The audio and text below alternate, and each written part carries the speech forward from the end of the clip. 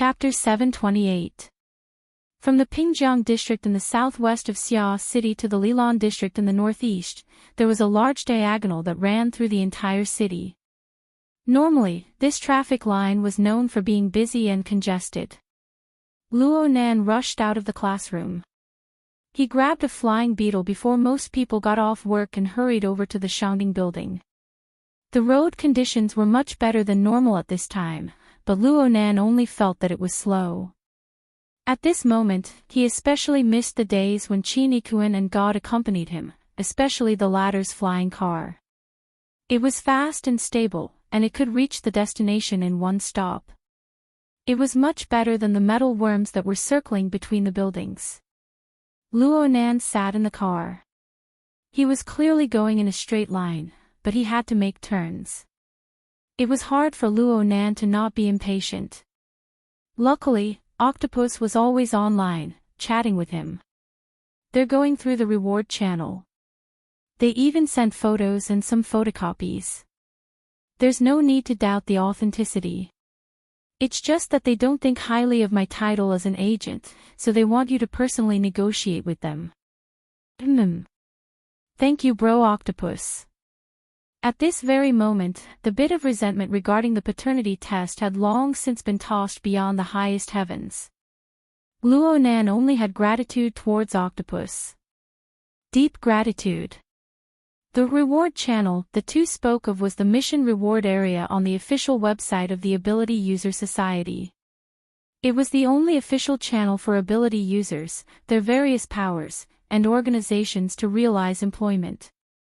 Luo Nan's grandfather's notebook was hung here to accept the reward. It was Octopus's doing. It happened at the end of September last year. At the time, Luo Nan had just finished his first mission after joining the Xia City branch.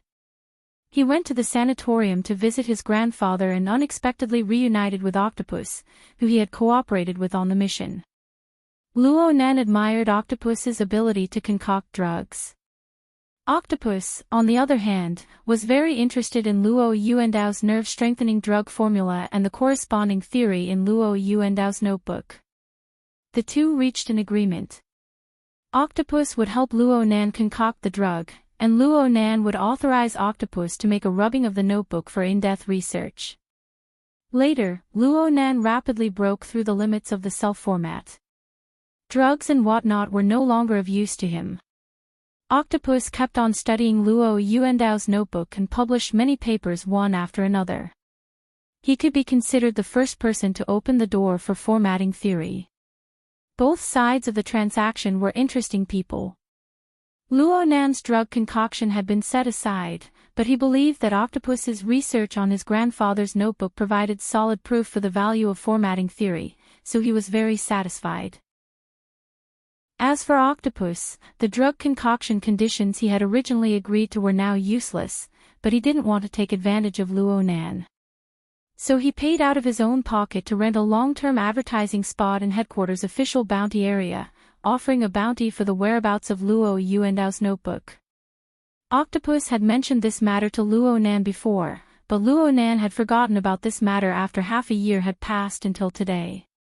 Compared to the restless Luo Nan who had heard the good news, Octopus, who had originally intended to use this to make up for his crimes, had regained his rationality earlier.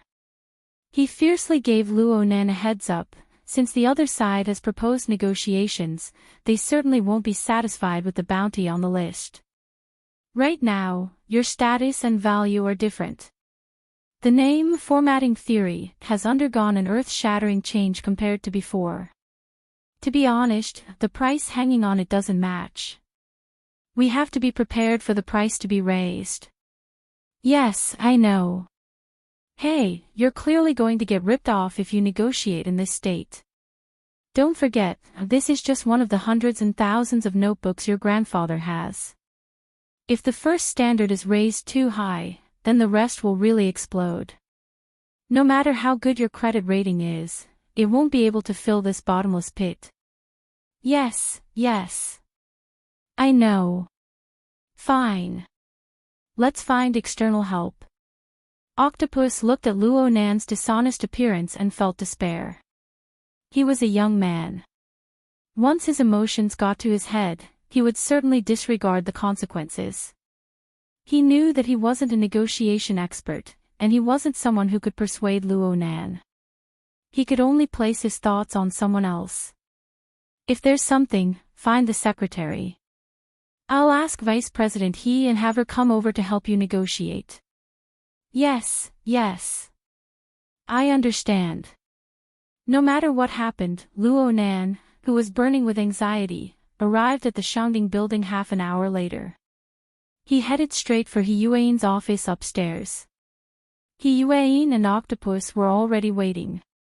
The two were in the middle of a discussion about the identity of the person receiving the bounty. He Yuan was very concerned about this point. Since we're going to negotiate face to face, why do we need to remain anonymous in advance? Maybe it's a habitual setting. I'm also used to being anonymous when I shop online. He intentionally changed the subject when you asked him just now. Could it be an acquaintance, an enemy? Octopus felt that he was a good person and didn't have many enemies. He naturally turned his gaze to Luo Nan, who had just pushed open the door and entered. Right now, Luo Nan's mind was filled with notes and notes.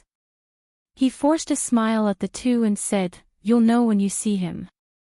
Brother Octopus, I'll trouble you to contact him. We'll talk face to face." "That's fine. But you're just going to talk like this? Shouldn't you be sitting in a boss chair, separated by an office desk, and have a secretary standing next to you or something?" "Hiss, you're wearing a school uniform." Luo Nan knew that Octopus was purposefully teasing him, but he still couldn't help but grin. His mood was a bit more relaxed. "Yeah. I hope they'll give me a discount on account that I'm a poor student." He nodded to He Yuan as he spoke. "Sister Yuan, I'll have to trouble you again today." "It's what I should do." He Yuan responded with a smile. Today, He Yuan was still dressed in formal business attire. Her hair was tied up, and she wore a simple and generous white shirt on her upper body. Her lower body wore dark-colored trousers paired with heels of the same color. The color was low in saturation, but at the same time, she still looked capable and refreshing. She looked a bit more gentle than usual. Needless to say, this kind of makeup, her slightly drooping cheeks, her solemn and dignified aura, and she quietly stood slightly behind Luo Nan. She really did have the style of a first-class secretary. It was just that the school uniform of a certain someone in front of her was too out of character. "I'll be in charge of communication. You'll be in charge of showing your face. Secretary, he will be in charge of negotiating the price. The division of labor is clear. We can't interfere with each other. Especially when negotiating the price. Do you understand?" The three people stood in front of the office desk. Octopus opened up the communication function of the official bounty channel. Since this wasn't an instant communication, Octopus didn't expect Luo Nan to pick up immediately. He seized this time to brainwash Luo Nan with high intensity. Luo Nan let out a breath and was just about to respond when he saw the projection in front of him open automatically. It showed that Luo Nan had received the message and had agreed to make a video call. He's here. The gazes of the three people focused on the projection area at the same time. First, a deep blue sky appeared over there. There seemed to be the whistling sound of the wind. The camera here shook endlessly. A face that seemed to be male entered and exited the image several times. It was only after a few adjustments that it finally stabilized. "Oh, Luo Nan, Boss Luo. I see the real person." It really was a male. He spoke in a slightly resounding tone and spoke in a familiar manner. He felt like a rather extroverted person. Truth be told, this person's appearance was a bit simple and clumsy. His forehead was quite a bit wider than an ordinary person's. His eye sockets were deep, making his forehead look like a deformed bulge. It was quite eye-catching. Luo Nan subconsciously examined him. "Oh, why does he look a bit familiar?" Have I seen him somewhere before? A thought suddenly sprouted in his mind. Before he could react, he heard Octopus groan to the side, "Crap." The person in front of him had already cracked a smile at this time. He laughed happily. "This is the first time we've met. But you should have heard of me before. I'm a horned demon." Aw. Luo Nan was stupefied when he suddenly heard this title. That's right. He really had heard of this name before. Just an hour ago, Mr. Bai was drinking and discussing heroes. He had even mentioned this person. The horned demon was the only one Luo Nan had never seen out of the several veteran B-rank psychic types in Xia City. Hold on. They were from the same branch. This should be a good thing. Why did Octopus say crap? Right when Luo Nan was confused, the horned demon's line of sight had already shifted. It streaked across Octopus's face and finally stopped at He Yuan. His long and narrow eyes, which appeared especially bright and clear, froze. Then a smile blossomed on his face as his entire face revolved around these eyes. Oh, oh, oh.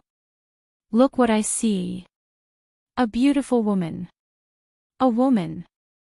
The horned demon's tone became even more resounding, so much so that there were signs of his voice breaking. He was like a lousy opera singer who began his performance in front of the camera. I don't know how to address this lady. Wait a moment. Let me guess. I don't know anyone from the branch, but there's such a stylish beauty. Don't tell me she's the legendary vice president of the Burners, someone's professional secretary, Mrs. He Yuan.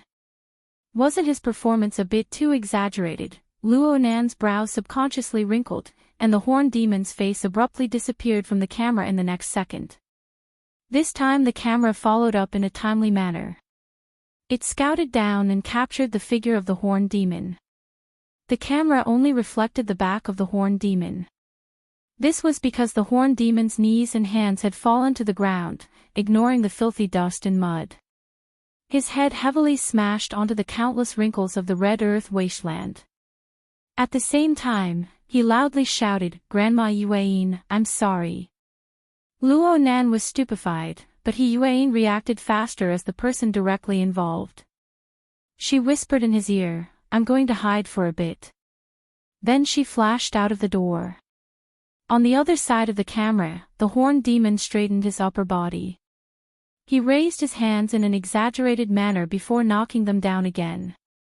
He was still shouting, "Grandma Yuan, I'm sorry. Grandma Yuan, I'm sorry." After shouting 3 times and kowtowing 3 times, the horned demon crawled up from the ground.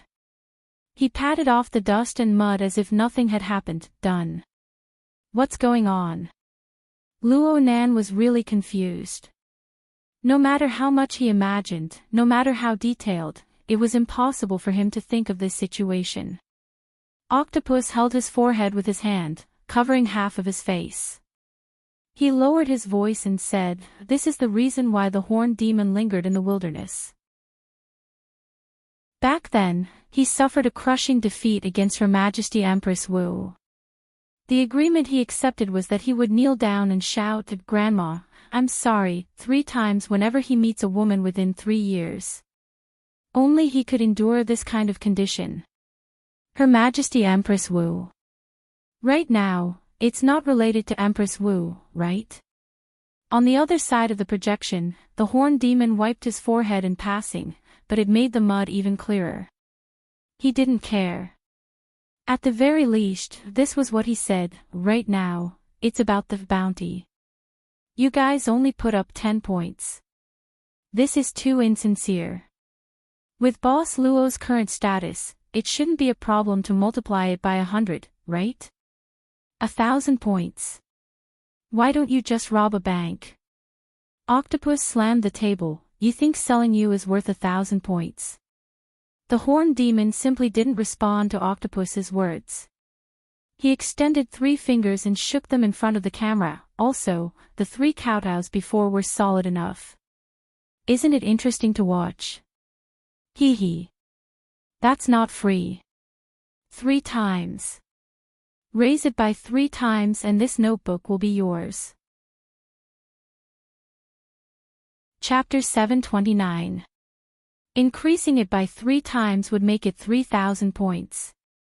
Frankly speaking, Luo Nan didn't have any special intuition when he heard the number that jumped out of the horn demon's mouth. This was because he had yet to establish a direct perception of the purchasing power of honor points. Octopus slammed the table at this time. Horn demon, what the hell are you doing? Is the ability user society going to collapse? Are the points useless? Are you King dreaming? Oh my, now that you're following a new boss, even a soft octopus can explode with thorns. The horn demon mocked mercilessly. He turned to Luo Nan and made a zipping motion with his mouth. Shut him up, or else we can multiply the number. Luo Nan stared at the image of the horn demon. Common sense finally struggled out from the depths of his restless heart and arranged into a series of normal logic. The price of labor in the ability user society was relatively stable. 1 to 2 points could be used to hire high-level professional support personnel to carry out non-combat missions. 3 to 4 points was basically the highest reward assigned for a group combat mission. 5 points and above could be considered a high reward. 10 points was a sky-high price. Usually, it was the price paid by extraordinaries or the use of high-level public resources. If it was a bit more mundane, 1 point could be exchanged for 1 million according to the market price of credit points. However, this was a publicly recognized price that was lagging behind. Practically no ability user would do such a stupid thing. Luo Nan opened the credit system due to the negative value of his points during the 2000th miss incident. His credit limit at the time was 1,000 points. In theory, that was an overdraft of his strength and potential at the time. It was the highest evaluation. In this sense, Octopus had a basis for saying that the horn demon wouldn't be worth 1,000 points even if he sold himself. Of course, Luo Nan's credit limit was 1,800 points. He was basically at the highest level below extraordinaries. His savings reached 700 points. This was accumulated over the past 4 months through the usage fees for the SVIP model of the Psychic Wave Network, the design fees for the Blood Intent Ring Fortress login bracelet, and several lectures. Luo Nan was definitely at the level of a rich person in the inner world. However, if he let the horn demon take 3 or 2 times, he would be emptied of his assets if he were to complete the transaction. Then he would have to sell his blood. In other words, a certain amount of stimulation was needed when a person was anxious. Luo Nan had no concept of money, but he could tell if others were treating him as a fool. The corners of his mouth twitched. The same thing has a different value in everyone's heart. Therefore, a transaction is a voluntary transaction. However, if one party isn't sincere, then there's no way to talk about a voluntary transaction. The centaur immediately applauded. Look, Boss Luo is quite good at speaking. To be able to say doubtful words so beautifully. That's good. Young people shouldn't do things based on subjective feelings. Luo Nan directly retorted back, if it wasn't for my subjective feelings, why would I rush over for half an hour to negotiate with you over an old-fashioned notebook that may have already been photocopied by you several dozen times? Aside from its value as a memento, it doesn't have any other meaning. The horn demon revealed an exaggerated smile, but Luo Nan didn't wait for him to follow up. He stared at him and said, we are all on the mental side.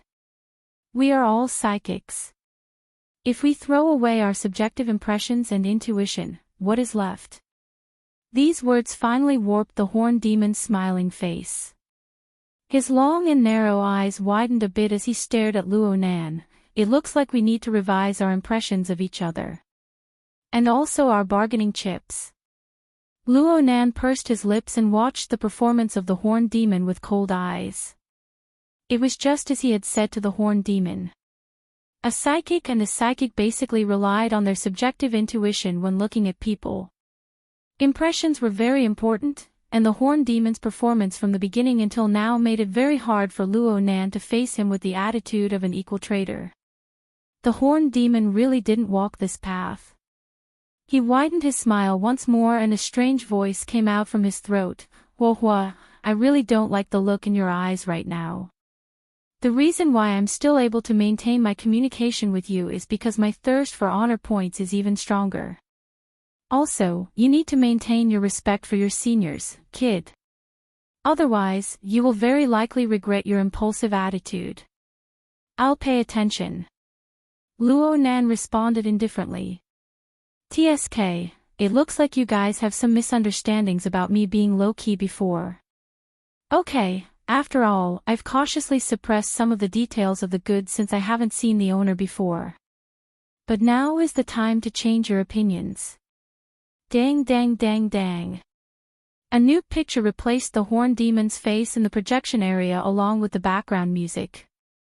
The most eye-catching position in the picture was still the old-fashioned notebook that Luo Nan had seen before. But compared to the monotonous background of the earlier picture, this picture was really messy.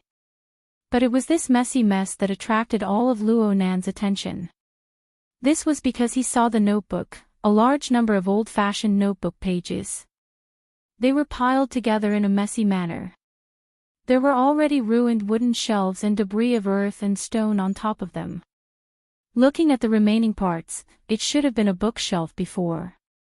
It collapsed due to decay or some other external force. The notebooks placed on top of it fell down one by one. Some of them rolled and spread out. Some of them were stacked on top of each other. Some of them were submerged in the earth and stone. Some of them had already rotted under the damp environment. The handwriting was deformed. Luo Nan didn't know if he had unearthed these things from the details or if it was an uncontrollable imagination in his mind. It was just like the surging tide of emotions in his heart that were nearly out of control. All of these stimulated a part of his physiological instincts. His eyes were moist and hot, and his fingertips were faintly trembling. Yes, yes, yes. That's the look in your eyes. I like your reaction. A filial child. A student who made mistakes. A gambler who lost his capital. The image of the Horned Demon reappeared.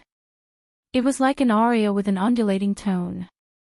It was like the sharp laughter of a devil. It reverberated back and forth in the space presented by the picture. This is my sincerity and bargaining chip. Thinking back to when I first discovered them, I was so tired that my back ached from organizing them. I felt like I had lost 10 years of my life. Boss Luo, do you understand now how sincere the price of 1,000 points was? But the problem is that a man's dignity needs to be vigorously protected. So I don't just mind the wrong position of your beautiful secretary. I also mind the attitude you had when speaking to me just now. I need mental compensation. Yes. What should I multiply it by next? Horned Demon, don't go too far. Octopus hated that he couldn't reach out and drag the Horned Demon out from the projection area. The Horned Demon spread out his hands and faced Luo Nan, and Octopus stares with a warped and ostentatious smile. I said that you will regret it. This is because you are unable to refuse my bargaining chip and trump card. Then 4 times. The Horned Demon held his belly in laughter when he saw Octopus' face suddenly change color. Relax. Relax. For the sake of our fellow Xia City branch companions, I will take care of your actual purchasing ability. I'm talking about 4 times the minimum of 1,000 points. 4,000 points. Octopus no longer dared to speak at this time. The Horned Demon began to perform like a stage play. You can think that I'm opening my mouth like a lion. You can also bargain as you please. And I will adjust the price at any time according to your performance. It's possible to increase it again. But please pay attention. Right now, I need to emphasize the main point. This is because I have a request that cannot be refused. He drew a circle in the air. Only a second later did Luo Nan realize that it was the sign of a clock's hand turning a full circle. This transaction needs to be completed within 12 hours. 12 hours. That's right. I know that there are too many capable people by Boss Luo's side. And the two photos I showed you and the conversation I'm having with you right now have already exposed a lot of information. If I give you the time to deduce, I'm not sure if I can still protect the benefits I deserve. The horned demon put on a calm demeanor with great difficulty, but he was narcissistic in the next second. And I'm a sentimental person. If you really bring out old man Yu and let him argue with me, maybe I'll become soft-hearted and agree to lower the price.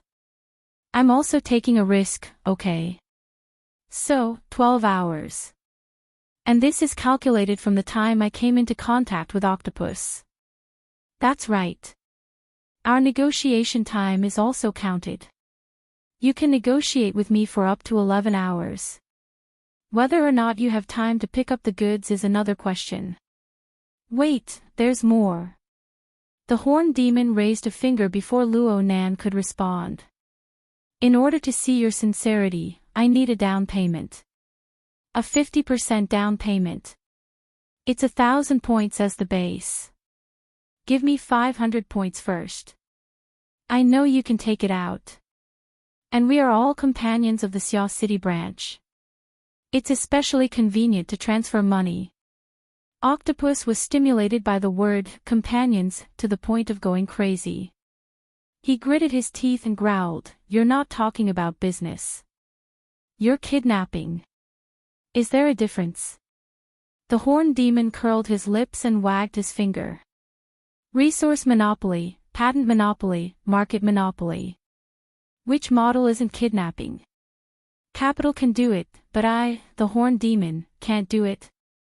Oh, speaking of kidnapping, maybe I can go a bit further. For example, like this. The horned demon snapped his fingers. The ruined bookshelf that appeared in the projection area suddenly burst into flames. All the images were distorted in the fire. Just as Boss Luo just reminded me, the true value of these notes can be reflected perfectly in the photocopies. As for the commemorative value, if we can't do business with each other, what's the use of keeping them? The horned demon's long and narrow eyes reflected the light of the fire and the color of blood. How about we make a bet? If this business fails, what will I do? When the time comes, it won't be these pictures with special effects. I will bring out even more efficient results for you to enjoy. Damn, I feel like I'm a villain when I talk like this. Then let's end this quickly. Your answer, kid. Luo Nan felt his ears buzzing after listening to too many of the horned demon's lines. His mind was a bit dizzy. He didn't pay attention to the threats in the horned demon's long speech. He didn't pay attention to the self-entertainment. He just confirmed with the horned demon according to his own understanding. You entered my grandfather's wilderness laboratory. The horned demon was slightly stunned. He chuckled, the standard answer.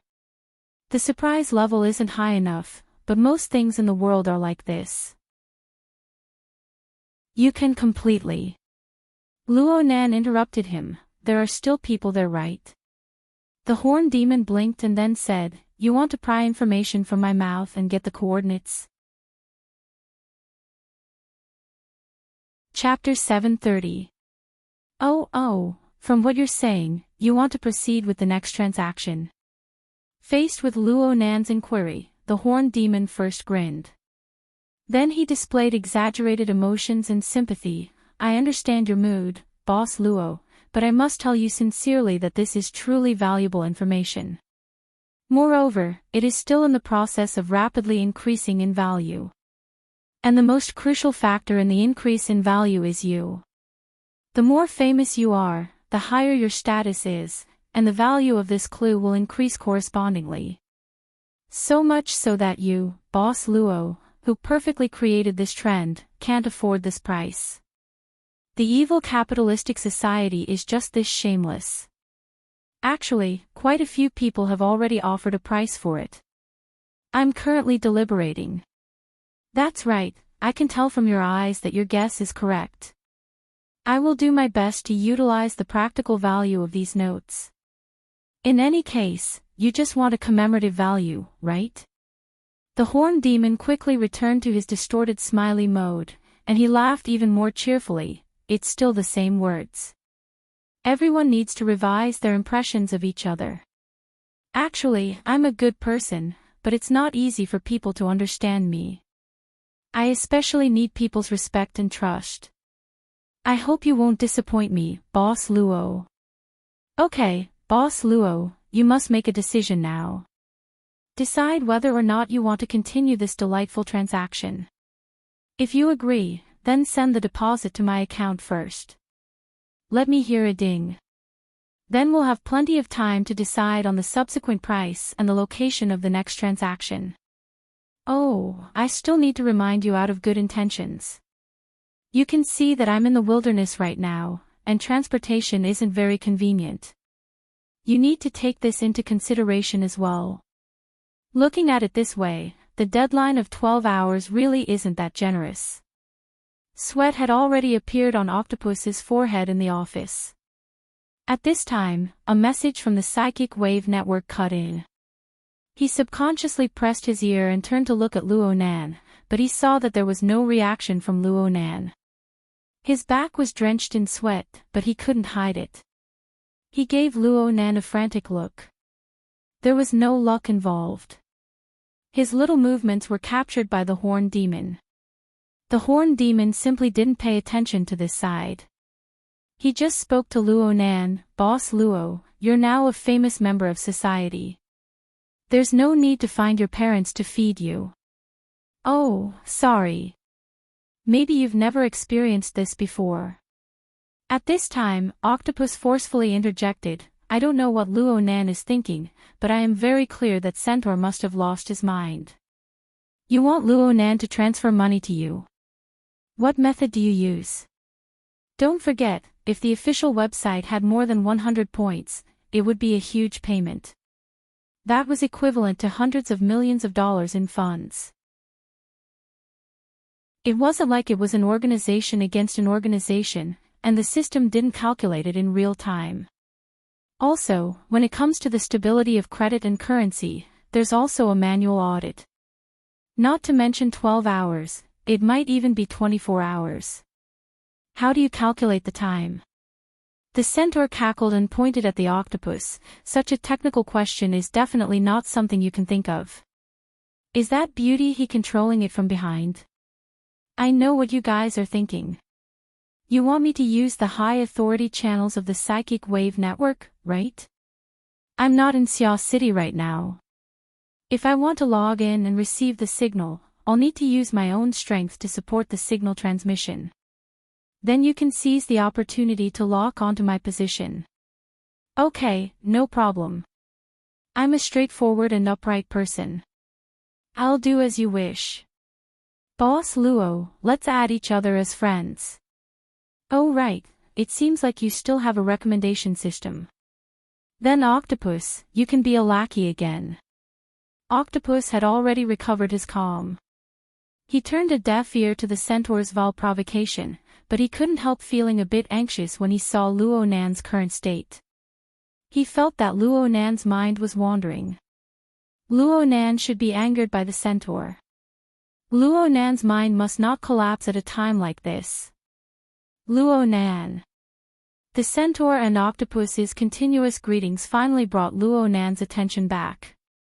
He looked at Octopus, and Octopus gestured for him to look at the information sent on the psychic wave network. A new mission channel was established on the psychic wave network. For now, there were only Luo Nan, Octopus, and He Yuein. Octopus had already sent many messages. The last message was, delay him for a bit more time. He will certainly defend against the psychic wave network, but he can't defend against the sun and the weather outside. We can guess his latitude and longitude and lock onto his position. Let this deal go to hell. Luo Nan was expressionless as he left a message in the mission channel, it's fake. That's fake. He Yuan's message was practically synchronized with Luo Nan's. Octopus didn't react for a time. What? The scene presented to us by the centaur is fake. He Yuan explained further, although the angle of the sun's altitude and the progress of the natural light shift are very realistic, if we calculate the latitude and longitude, it should be the Changgang Lake area in the middle of the old continent in the northern hemisphere. The relevant areas are all bodies of water that have been severely polluted by radiation. It's impossible for a large area of the red earth wasteland to exist. Therefore, we can basically confirm that the centaur should be in a highly simulated virtual setting. Holy crap! Octopus's mind nearly collapsed again. Fortunately, his mind was still clear. Then let's go check the deal of renting the virtual setting. This kind of highly simulated virtual setting can't be a mobile version of the wild. Damn it, which city is he in? Yes, so he has nothing to fear. The Psychic Wave Network completed the global deployment of relay stations 2 years ago. It can satisfy basic needs such as money transfer, communication, and so on. He can appear in any city in the world. Even if his current position is temporarily exposed, it will be very difficult to track him as long as the network is quickly disconnected. There is also the transaction location he provided. If he wants to get the follow-up payment, he will have to show up, right? Speaking to this point, Octopus smiled bitterly to himself. A drone is enough to settle the matter. Everyone, have you come up with a plan in private? The centaur clapped his hands in boredom. Even if you don't have a sense of time, you should at least have a bit of public morality. Lackey Octopus, I've sent my request and my location to you. Octopus gritted his teeth and transferred the damned friend request to Luo Nan. Almost at the same time, He Yuan reported the location of the centaur, whose city, relay station 4. F***CK. Octopus cursed once again. The centaur really chose a good place. Whose city? Luo Nan still had an impression of this city in his mind. This was the hometown of Red Fox, who taught him the urban stealth technique. In the early years, Red Fox and a group of friends had offended a certain secret order there. But due to the inaction of headquarters and the local branch, the other party wantonly retaliated. Red Fox was barely able to escape and escaped to Xia City. It was because of this that the relationship between the two branches was terrible, even though Hu City and Xia City were both part of the old continent and weren't too far from each other. There would naturally be obstacles if they wanted to borrow the resources there to conduct tracking. So when Octopus heard this result, he nearly gave up all hope. The centaur laughed even more happily. Okay, I'll start the countdown.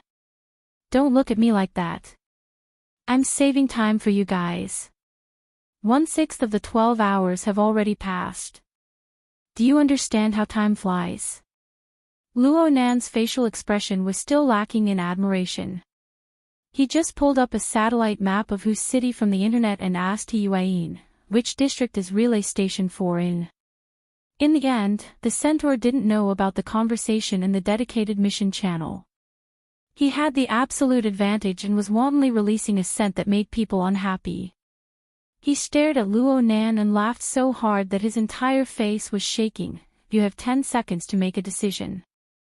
Decide if this transaction or kidnapping has any value in continuing to exist. Let's not talk nonsense. Let's count down the time I spend talking. I'll start counting down from 5. I always have a great sense of time. 3, 2, 1. Ding dong. The centaur's movements froze. After a bit of confirmation, he waved his arms and shouted without concealment, yes. To a pleasant cooperation.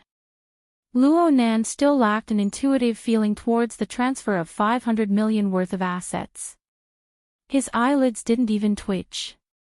He just moved his lips and watched the centaur celebrating wantonly. He spoke softly, I hope so. He Yuan's reply appeared in the mission channel at this time. Jinyao District Pill Apprentice Street 452 Skyscraper Box Station. The signal covers an area of 50 square kilometers. Luo Nan's gaze shifted from this reply to the satellite map. Using it as a scale ruler, the sole cloak that covered the surface of the Earth's 510 million square kilometers shook slightly in the relevant area. It was like a sunken vortex or like a droplet of dew. The images of all living beings within a range of nearly 100 square kilometers and their corresponding auras were projected layer by layer in a warped pattern. The first wave was just a smoke-like silhouette. But soon, the aura of an ability user was naturally exposed within the smoke-like aura of a normal person. At the same time, Luo Nan's mental sensing network borrowed water molecules to condense into a thin mist. It was like a divine eye that covered the void. It received rays of light from the material world and carried out a panoramic restoration. This restoration was in no way inferior to a high degree of realism virtual setting. It was so much so that Luo Nan seemed to have completed a Riven-style jump. He arrived on the bustling streets of Huqing City. The Lake District Jingyao District Pill Apprentice Street 466 was a film and television special effects production base side by side with the tall building where the relay station was located. It was currently the peak time for people to get off work at noon. A dense stream of people and vehicles exited the base. Luo Nan was like an incorporeal specter. He moved in the opposite direction of the stream of people. He brushed past the people who were completely unaware of him and focused his cold and clear consciousness on a certain film studio within the base. Inside, the horn demons were still smeared with props of red clay. They were wantonly celebrating under the virtual daylight. The projection in Xia City's office and the real person in the film studio in Huqing were merging into one within Luo Nan's consciousness. They were determined to be the anchor points for the interference of power. Now select the node to insert from the countdown. Luo Nan had a strong desire to end this terrible transaction in advance. He began to carry out the final plan of action. Right at this moment, his heart suddenly skipped a beat. In the area where his consciousness was entrenched, someone cut in without warning and brushed past him.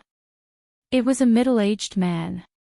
His figure was lean, his hair was sparse, and his face was full of tendons. Even though his face was expressionless, there were clear traces of gullies on his cheeks. He gave off a grave and stern feeling. Luo Nan was unable to sense any other information aside from this. There was clearly someone there, but on the mental plane, there was a heart-palpitating emptiness. Chapter 731. Since they brushed past each other, they were walking toward each other. In other words, this gentleman, who was observing the empty space on the mental plane, was walking out of the special effects production base. Was he an employee here? What a joke. Luo Nan recognized this person at first glance. Luo Yuan. He had once built a mutant lair in the center of Xia City. He had infiltrated the Shangding building to assassinate President Ouyang. At the same time, he had used the inconceivable planar crossbow to nearly kill Luo Nan. Although this series of actions ended in failure, it did not harm this person's strength. This was a terrifying extraordinary. This was the only person that Luo Nan's invincible mental senses were unable to capture and monitor. Just like in Xia City, Luo Nan's mental sense network was unable to capture this person's trajectory in advance. Luo Nan suspected that Luo Yuan's body was the same as in Xia City. It was a rapidly proliferating empty shell of a clone body. It simply did not form an imprint on the mental plane. But no matter what form or state Luo Yuan existed in, he appeared in this area at this time. It was almost certain that he had a direct and close relationship with the Horn Demon, with his grandfather's notebook, and with this kidnapping and blackmailing incident. Was he an accomplice of the Horn Demon? Yes, wasn't using the word accomplice too highly of the Horn Demon. Luo Yuan's pace was steady and fast. Since he did not discover Luo Nan's focus, he followed his own rhythm and quickly walked out of the studio building. He boarded a black flying car that had been waiting at the entrance for a long time. The flying car immediately started and soon drove out of the base. It merged into the congested traffic of Hu City. Meanwhile in Xia City, Rui Wen, who had just finished school, was as lonely as usual. She walked alone on campus, taking the opportunity to break away from everyone's line of sight. She turned into an uninhabited secluded location and sent a signal to Luo Nan that everything was ready. The anchor point of Luo Nan's consciousness had long since locked onto the dancing horn demon in the studio. The horn demon was high in his performance.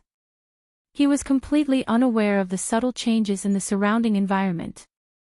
He could not imagine that the silent Luo Nan, who was still enduring his extortion demands in the projection, had already arrived close to him. Luo Nan was gesticulating on how to stab. Luo Nan was 99% certain that he would be able to stab through the horn demon's annoying mouth in the next second. He would be able to kill all possibilities of the horn demon calling for help. The problem was that this thought had no effect on reality. Luo Yuan's influence was substantial. Looking at it from another angle, Luo Nan's failure to discover his grandfather's notebook in this area was also a key factor. Either the centaur doesn't have any sincerity in the transaction at all, or the transaction does exist, but the delivery has already been arranged. In other words, the centaur isn't alone. He has an unknown team around him. Luo Yuan, who had just left, was a solid hammer. Luo Nan let out a silent sigh. His consciousness floated away, and a strand of his mind fell upon the departing flying car.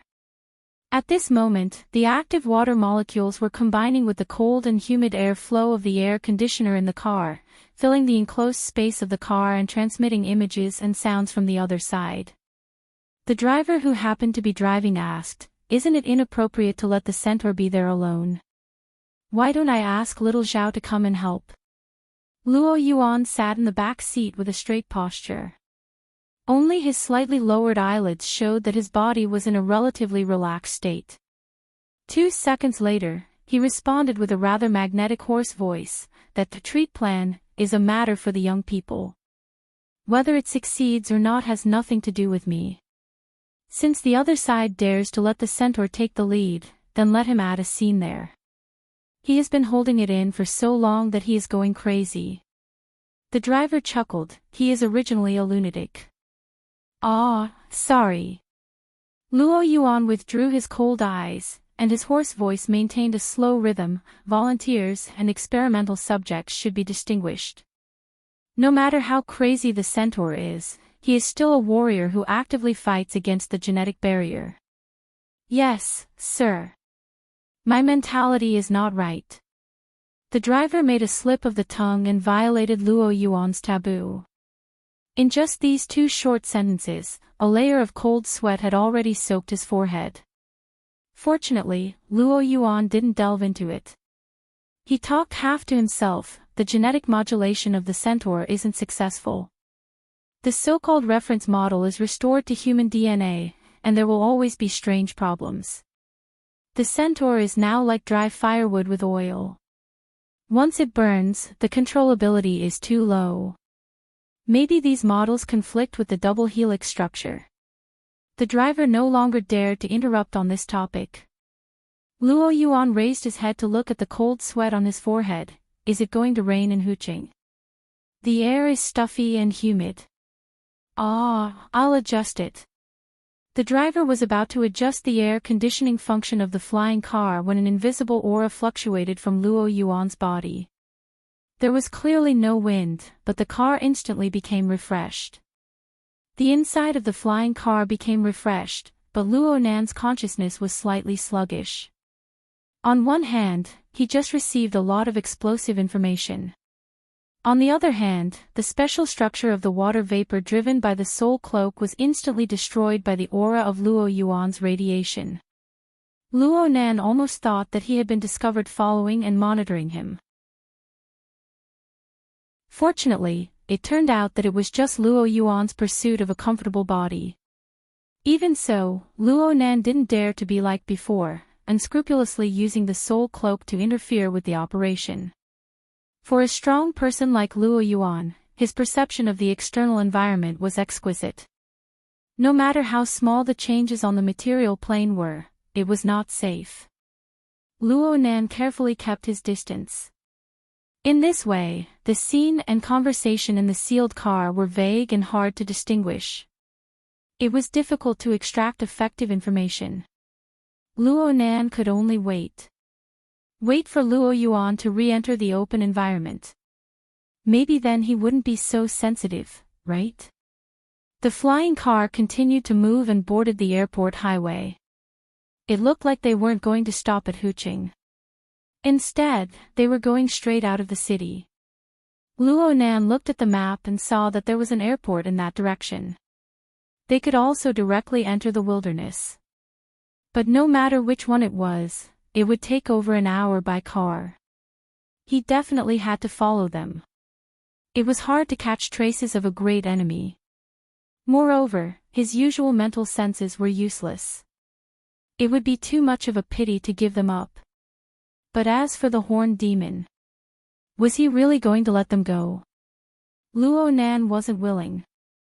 For Octopus Bro, every second of negotiating with the horned demon was a torment. The horned demon wasn't worthy of the word negotiation. He was just somewhere between a joke and a dream talk. It was completely impossible to realize conditions. He kept instilling them into Octopus Bro, breaking through the bottom line of Octopus Bro's mental endurance. As for whether or not the negotiation would be successful, Octopus had already seen it. This damned bastard didn't care at all. Motherf asterisk cur, don't tell me this fellow just wants to scam 500 points and then run. The more Octopus talked, the more nervous he became. He didn't know if it was fortunate or unfortunate. After paying the sky-high price of points, Luo Nan, who was directly related to the transaction, maintained a stubborn silence. No matter how the horned demon provoked and teased him, Luo Nan didn't say a word.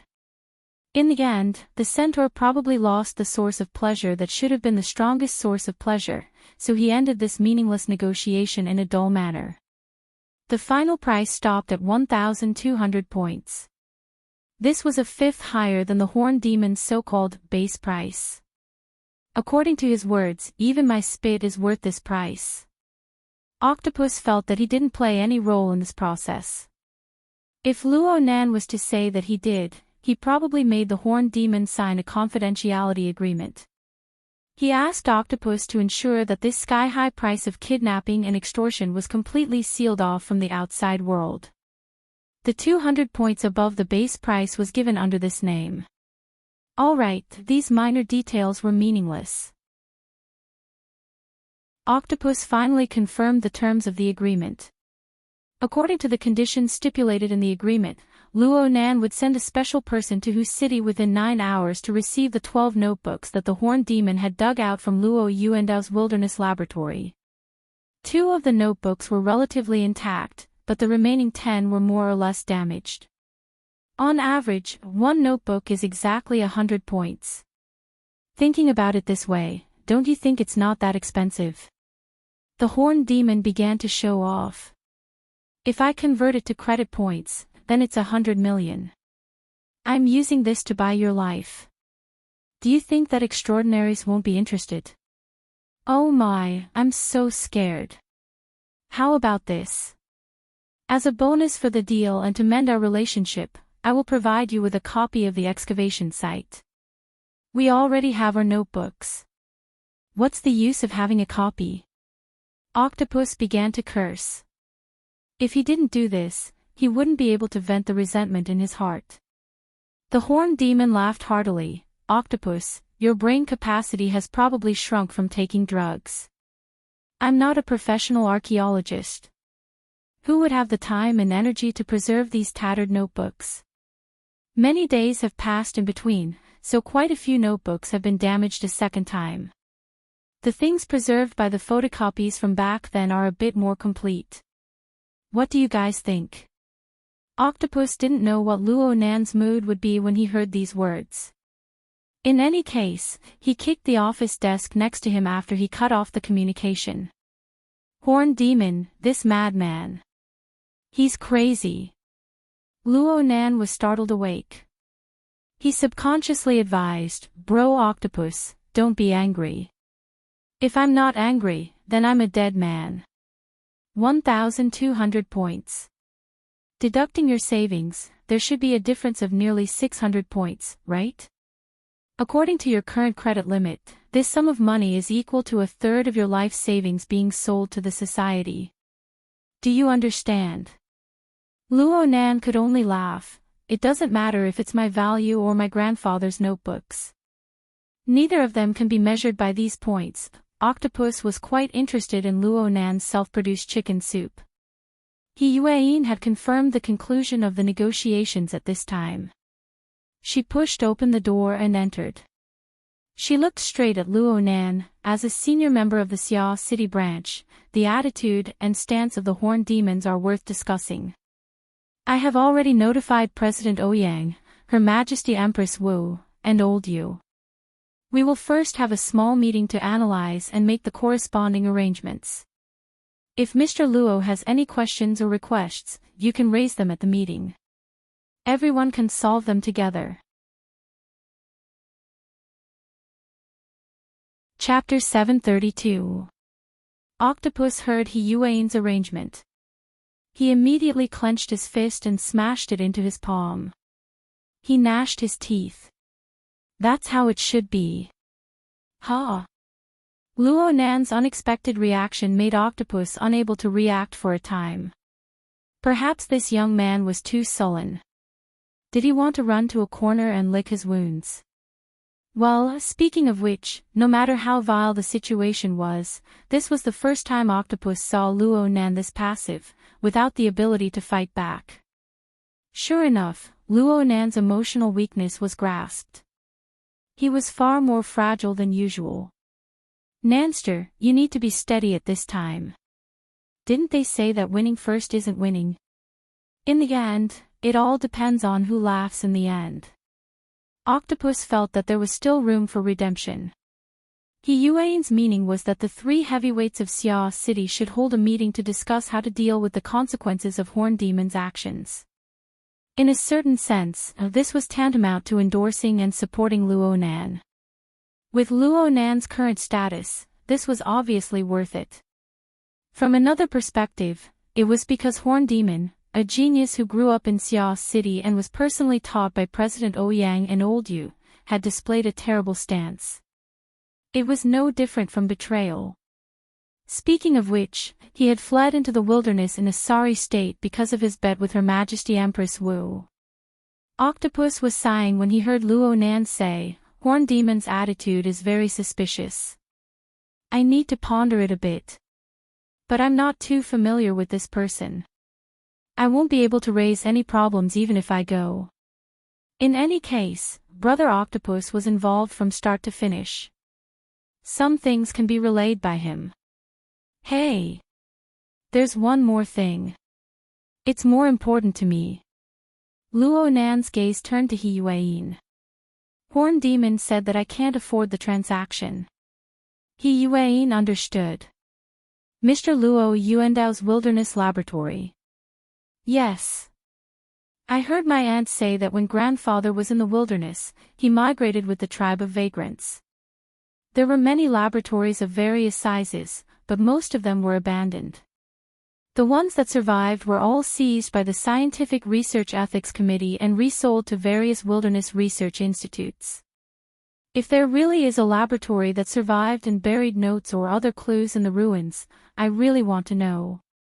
Luo Nan rambled on, but he finally understood what he meant. He Yuan nodded. I will send people to investigate. It won't be hard to investigate large sums of money and credit transactions related to Horned Demon. There will be results soon. Luo Nan gave a slight nod in thanks, then he slowly walked out the door.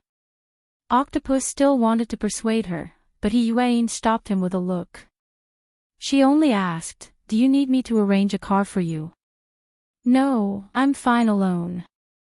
Luo Nan walked through the ground floor area of the Shangding building. Most of the people he saw were members of the branch.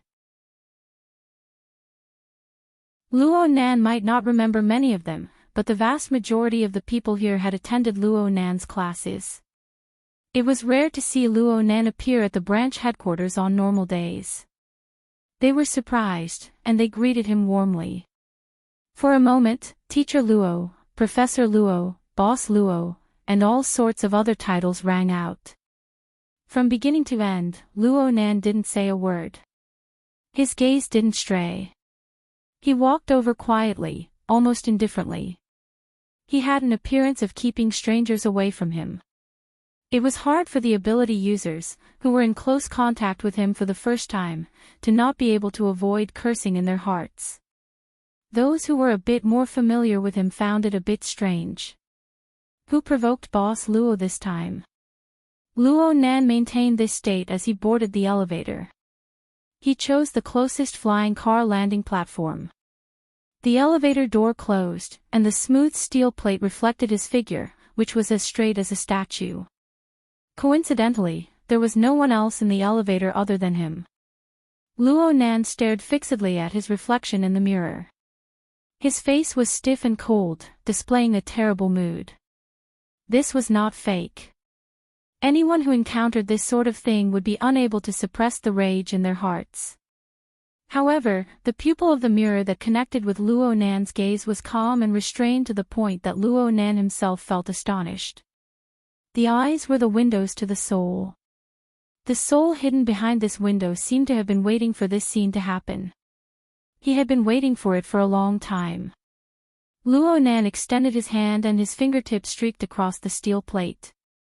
He subconsciously wanted to restore the scene in his heart, but he soon restrained himself. He just nodded at his reflection in the mirror. Your reaction is in accordance with normal logic. This included the words he had said to Octopus and He Yuan, as well as the request he had made. This is the result that the person who planned the so-called treat plan wishes to see. But the ultimate goal of deliberately provoking you like this is certainly not just to make you unhappy. He wishes to use this sort of negative emotion to drive you to do certain things. He wishes to control your actions in a disguised way. What does he want you to do? Luo Nan conversed with his own reflection because he was the only one who understood the underlying logic hidden behind all appearances. What would the angered Luo Nan do under normal circumstances? Would he chase and kill the horn demon all over the world because of the notebook? No. It's impossible for the other side to know about the soul cloak and the global mental sensor network. Under the other side's logic, you will be angry and irritable when faced with such a situation, but you will be powerless. Oh. Maybe the person who planned this doesn't want you to lose your rationality. Because the actions of a person who has lost his rationality are hard to grasp. He can't be called a guest, but an enemy. The other side will most likely control the heat. Because of this, the Horn Demon's opening of the transaction was admittedly a crazy act to vent his malicious emotions. It was clear that he wanted to blackmail people. However, the notebook that was the transaction item was not in his hands at all. It was impossible for him to do something even crazier even if he wanted to. The roles of the negotiator and the delivery person were separated. This could be considered a type of risk control. Therefore, there shouldn't be any problems with his grandfather's notebook. The elevator went up to the middle section of the building. The elevator door opened and someone came in. Luo Nan saw a youth wearing a school uniform standing straight in the middle of the elevator. Luo Nan stared straight ahead and his lips were slightly moving. It was as if he was conversing with an incorporeal spirit. The scene was awkward for a time. This was only for the latecomers. Luo Nan had completely entered a state. He felt his mind grow clearer and clearer. His logic became clearer and clearer. He was like a student who had just stepped into an exam room and suddenly discovered that all the exam questions had been done before. Every single one of them seemed familiar. He walked onto the landing platform and boarded a flying bug car. He sat in the last row and casually chose a destination. He didn't stop thinking this entire time, they're fishing. Grandfather's notebook is just bait, not a hook. If there really is a hook, it should be the information that no one has the money to buy. I will bite the bait. It doesn't matter if I know that this is a trap or not. They will let me go to a place to be a guest. They will use a relatively natural method. Perhaps they want to cooperate with me. Therefore, the horn demon will be pushed out to be a target. They can use normal transactions as a cover. They can start from zero and establish a relationship. Luo Nan switched back and forth between addressing you me. His mind wasn't chaotic at all. Right now he already had a clear train of thought in his mind to solve the problem. He had a basic framework or paradigm. He looked at the problem in front of him and watched his opponent's move. He was able to predict the corresponding point.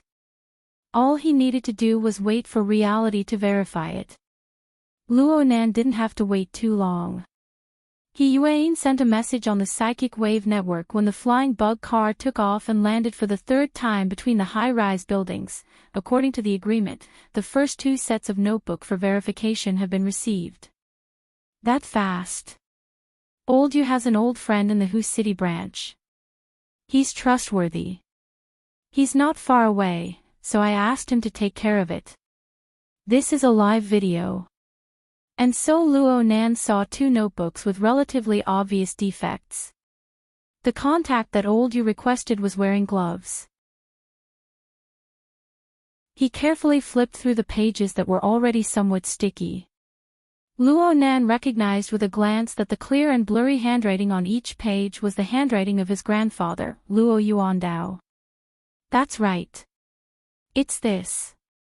Luo Nan didn't just use video verification. His mental sensing network also followed the relevant location information and quickly locked onto the location. He did even more.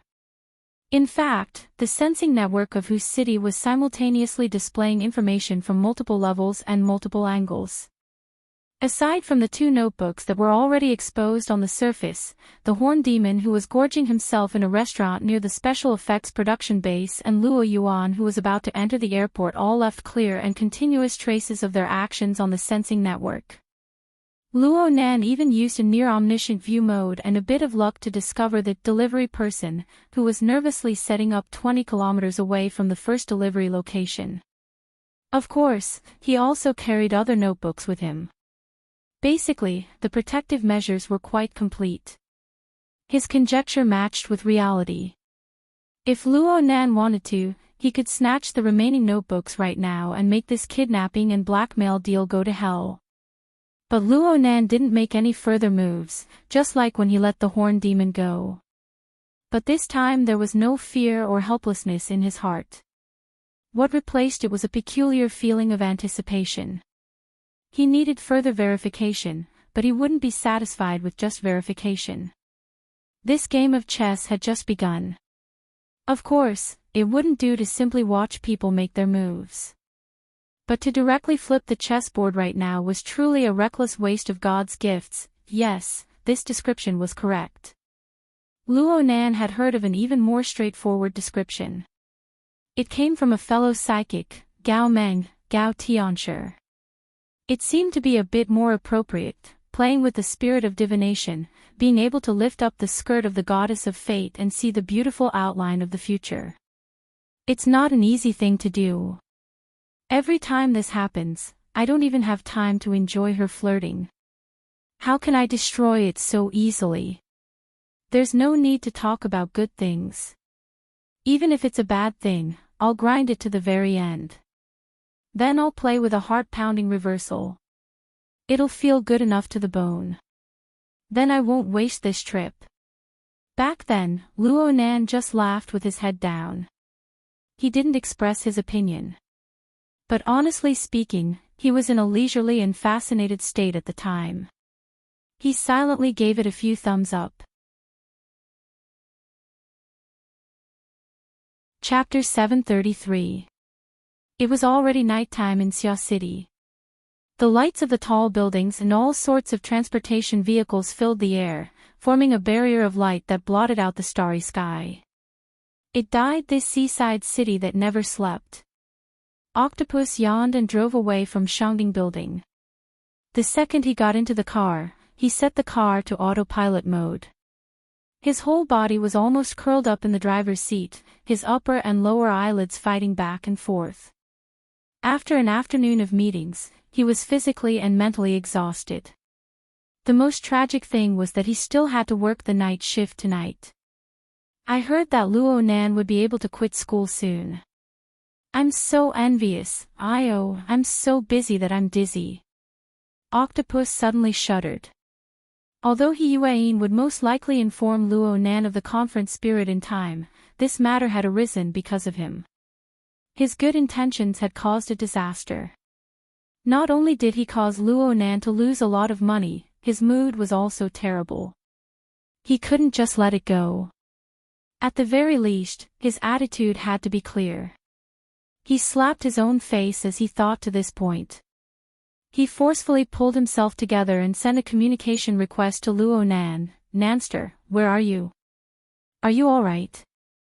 Octopus deliberately gave up on the half-joking title of Boss Luo. During the afternoon meeting, he directly faced the branch's big three. He also listened to He Yuan's intelligence analysis. He was able to carefully experience Luo Nan's current level of contact and the predicament and pressure he faced. He felt that the extremely domineering titles like boss and boss, as well as the subconscious expectations, were too cruel for a child who had yet to reach adulthood. Why don't I just take a day off today? I'll go and apologize to him and try my best to comfort this young man's broken heart. Brother Octopus, the meeting is over. Luo Nan's voice was tranquil. It was impossible to hear any fluctuations in his emotions. It was just a bit light, as if he was speaking in a relatively quiet place. NN, are you home? If it's convenient, let's go out for a drink or two. Non-alcoholic drinks, just to chat. I'm on your side. Ha! Octopus subconsciously turned his head. Traffic was everywhere. Where was Luo Nan's shadow? 2 seconds later, he came to his senses. You're in the sanatorium. Yes, I'm here to see Grandpa and Dojo Master. I see. Octopus chuckled, but in his heart, he was groaning, oh no, oh no. At this time, going to the sanatorium to see Grandpa was obviously affected by the incident and hadn't jumped out of the pit. It wasn't easy to jump in the first place. That damned 1,200 points. Not only did it wipe clean all of the wealth Luo Nan had accumulated over this period of time, it also made him bear a heavy debt of over 400 points. The branch did have some support measures, but 400 points was still a large number. They still had to go through the credit channels of the headquarters, and the transfer of accounts was a very complicated process. It would definitely affect them for a period of time. This was just a small matter. The most disgusting thing was the coordinates of the laboratory in the wilderness. According to the preliminary results of He Yuan's investigation, that bastard centaur really played around with this matter. Octopus thought a bit too much for a time. Luo Nan was a bit baffled. Bro Octopus. Wait for me. I'll go back now. Around 8 or 9 o'clock in the evening, the peak hour had passed. Octopus drove the flying car to the maximum speed limit, which was about 40 minutes later. The sanatorium was already in sight. But along the way, he kept receiving calls. Just as he was about to enter the main door, Zhang Yingying called again. I heard that you pushed Boss Luo into a pit again. What do you mean again? You're the again okay. Let me think. Bamboo pole, crag burst, paper cut, Chinikuan. You're already in the 5th wave. Everyone's in the group. If there's anything, just ask them. Zhang Yingying snorted, it's better to do less things that directly annoy Boss Luo. He's certainly unhappy right now, and I'm stuck with negative energy. We won't infect each other. It's fine to just ask you, the main culprit. She had to touch a sore spot.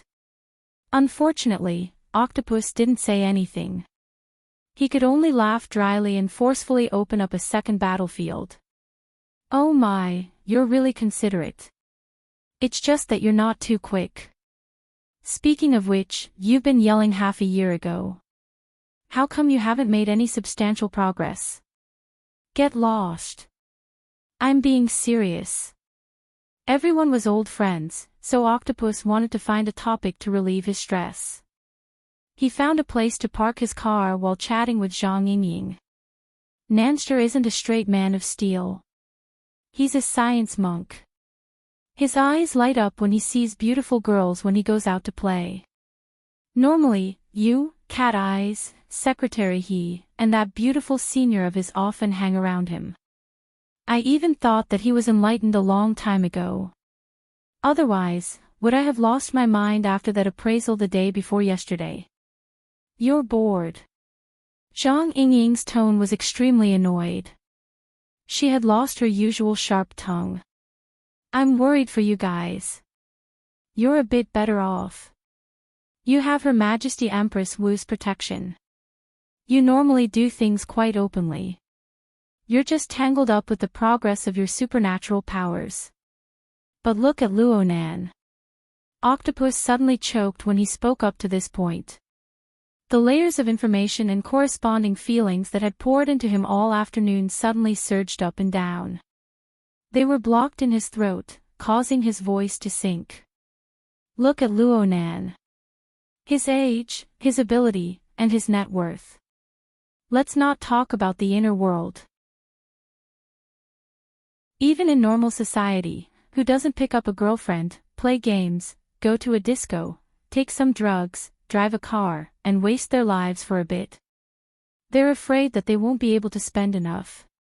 But he's good. Every step he takes is a pit. Every step he takes is a fucking pit. He's so young, yet he has a debt of 400 million in the blink of an eye. And this is the easiest to jump out of. Let's not talk about others. Just me alone would have a mental breakdown if I encountered something like this. He's only 16 years old this year. Where would he go to vent his pressure? Over and over again, people really will go crazy. Zhang Yingying was silent for a few seconds. When she spoke again, her voice was a bit erratic. There's a personal document. Have you seen it yet? Ah. You're talking about the one that was all over the place some time ago. Leighton did. Octopus was considered an insider in the industry. Of course he had seen the analysis report of Luo Nan's personality from a certain powers think tank. At the time, Octopus just felt that the report was the same as other similar reports rooted in psychoanalysis, archetypes, personality masks, and other theories. He could always find some corresponding points or sides. But when put together, it was specious. It could be used as a reference, but it couldn't be completely trusted. He persisted in this point of view until now. But his current state of mind couldn't be compared to back then. His mind spun a bit more, and his heart felt inexplicably apprehensive. He coughed. Don't create a tense atmosphere. You clearly know that your entire body is filled with negative energy right now. Don't blindly infect it. Nanster is currently in the sanatorium. I just returned as well. I'll go take a look at his situation first. If there are any problems, I'll communicate with you guys in time. Octopus hung up after saying a few more words. He had already arrived at the isolation sanatorium area where Luo Yuandao was. This place was cold and quiet at night. There was practically no one to be seen. But when Octopus turned to the corridor outside of Luo Yuandao's ward, he saw a silhouette outside the door from far away. The silhouette was facing the glossy wall, and the silhouette was stretching out his hand to draw something in the air. Octopus was stunned. Then he deliberately adopted a cheerful attitude. He called out from far away, "Hey, Nanster. You're facing the wall here." "Yeah. My evil god was driven out by my grandfather. Jim Master played a great role in it. He's currently receiving a reward. Luo Nan laughed in response. His tone sounded very relaxed. Really? Octopus walked up to the front of the ward and looked through the observation window on the door. Sure enough, there were 2 patients, both of whom were emaciated to the point of being out of shape. They sat facing each other. The older man was talking with spittle flying everywhere, and the younger middle-aged man was listening attentively. The scene was quite harmonious. Gym Master Xiao was actually able to go together with the old man. It's truly an anomaly. The old man's body and mood have taken a great turn for the better recently. Octopus intentionally or unintentionally brought up all good news. Luo Nan was indeed smiling. He maintained this smile for a long time, yeah. It's all thanks to Gym Master. Oh right, bro Octopus. Do you have the latest news? I'm talking about the coordinates of the laboratory. Sister Yuan made a phone call just now. She didn't explain the matter too clearly. Is there trouble again? Octopus originally wanted to completely block out these vexing matters, but Luo Nan's sensitivity and incisiveness made it a bit difficult for him to resist. He hesitated for a moment before saying, "There's no definite news yet. There's just a clue. Secretary, he probably believes that there's no conclusive evidence, so..." What clue? Luo Nan went straight to the point. It's the Horned Demon. He's been in contact with a few authoritative auction houses of the inner world recently. Apparently, the business he discussed is quite large. There's no concrete evidence for the specific situation or the exact next buyer. Auction. Auction. Luo Nan muttered to himself, repeating this word many times. His brows furrowed. He seemed to be pondering and distressed. Oh no, there's no point in thinking about this right now. Octopus didn't want Luo Nan to waste his brain power on the grapevine. Just as he was advising Luo Nan, his ear vibrated. He Yuan was calling from the psychic wave network. Octopus was a bit startled. He subconsciously walked a distance away before picking up. Before he could speak, He Yuan blasted him with a question, "Have you already arrived at the sanatorium?" "Yeah. I'm chatting with Nanster right now." Octopus instinctively felt that there was something wrong with He Yuan's attitude. What's his current state? What state? He's average. He's alright. What's wrong? Octopus wasn't too sure, and He Yuan's question made his heart flustered. He Yuan didn't say anything more. She immediately sent him a short video. It was clearly an image taken from the elevator surveillance cameras. Octopus only needed to sweep a glance before he couldn't tear his eyes away. Within the enclosed elevator car, a youth wearing a school uniform was raising his head and pointing forward. His lips were moving as he said something in all seriousness. He was either serious or smiling. It was clear that he was communicating with someone. But in reality, there was nothing else in the direction the youth was pointing at besides the closed elevator door. This youth was Luo Nan. Chapter 734. Octopus walked further and further away during the conversation with He Yuan.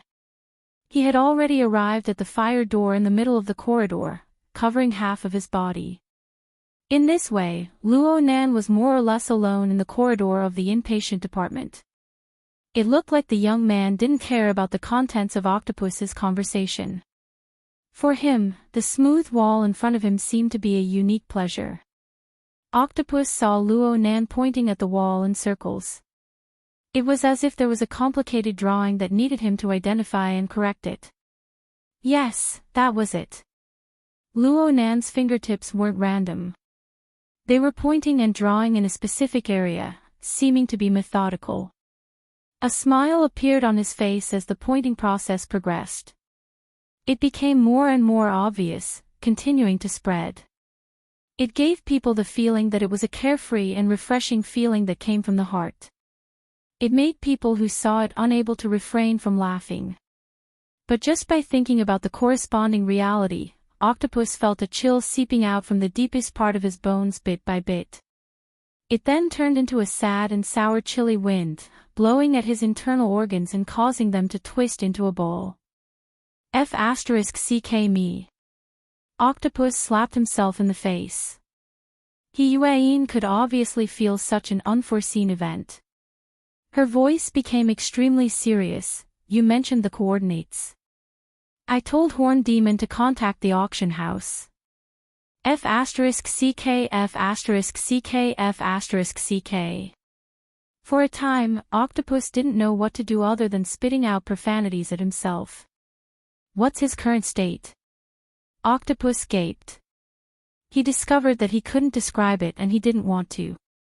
He could only open the Hexier's shared perspective function and let Yuan see for herself. Soon the other side was silent. A long time passed before she said, "You're a doctor. Do you think you can perform a mental test on Mr. Luo without him noticing?" This. Octopus was speechless. Yuan couldn't find a better method in a short amount of time. She could only say, "I'll go consult Mr. Bai and notify President Ouyang and the others. You stay there and observe." The communication ended. Octopus stared blankly for a while before suddenly punching himself heavily in the chest. He was so vexed that he lost his sense of the changes in the outside world. He woke up with a start when someone called out to him. "Dr. Zhang." "Ha!" Octopus turned his head in shock and saw a beautiful woman who was half a head taller than him. A refreshing denim jacket paired with a pair of trousers made of the same material was very handsome and neutral. It was enough to entertain most men and a considerable number of women. But right now, Octopus wasn't in the mood to appreciate this. He was surprised and a little flustered. This was because this tall beauty was none other than Luo Nan's older cousin, the female rock singer Moya. "It's okay, it's okay. The corridor is too stuffy." Octopus really wanted to slap himself in the face again. "She didn't have a problem with you, so you were just poking at my sore spot." Out of politeness, Moya did not pursue the matter further. In the past few months, Dr. Zhang Yuliang had been in contact with the family quite a few times and had given her grandfather a lot of extra care. After a while, they had become very familiar with each other. If he was in a bad mood, he might have been dumped by his girlfriend. Why use concern to stab him in the back? And in comparison, Moya was a bit more concerned about her cousin. "Luo Nan is here too. What's he doing?" Waving at the air. "Idea, let's start thinking about the painting." When he said this, Octopus almost couldn't control his emotions. His eyes and nose were dry, and he just wanted to find a secluded place to cry. Moya gave him a couple of glances. Her eyes seemed to say, "Are you kidding me?" At this time, she finally felt that the atmosphere was a bit off. Her brows furrowed slightly and her gaze became much sharper. Octopus was an experienced ability user. When he saw that the situation was far from good, he used the powerful control of an ability user to carry out strict control over his expression and body. He revealed a professional smile towards Moya. "It's so late." Miss Moya still came. "Yes. I'm going on a business trip tomorrow. It might be quite long, so I came to take a look. It's all thanks to Dr. Zhang for helping us pass the flexible visitation application. You're too kind. It's what I should do." "When did Luo Nan come over?"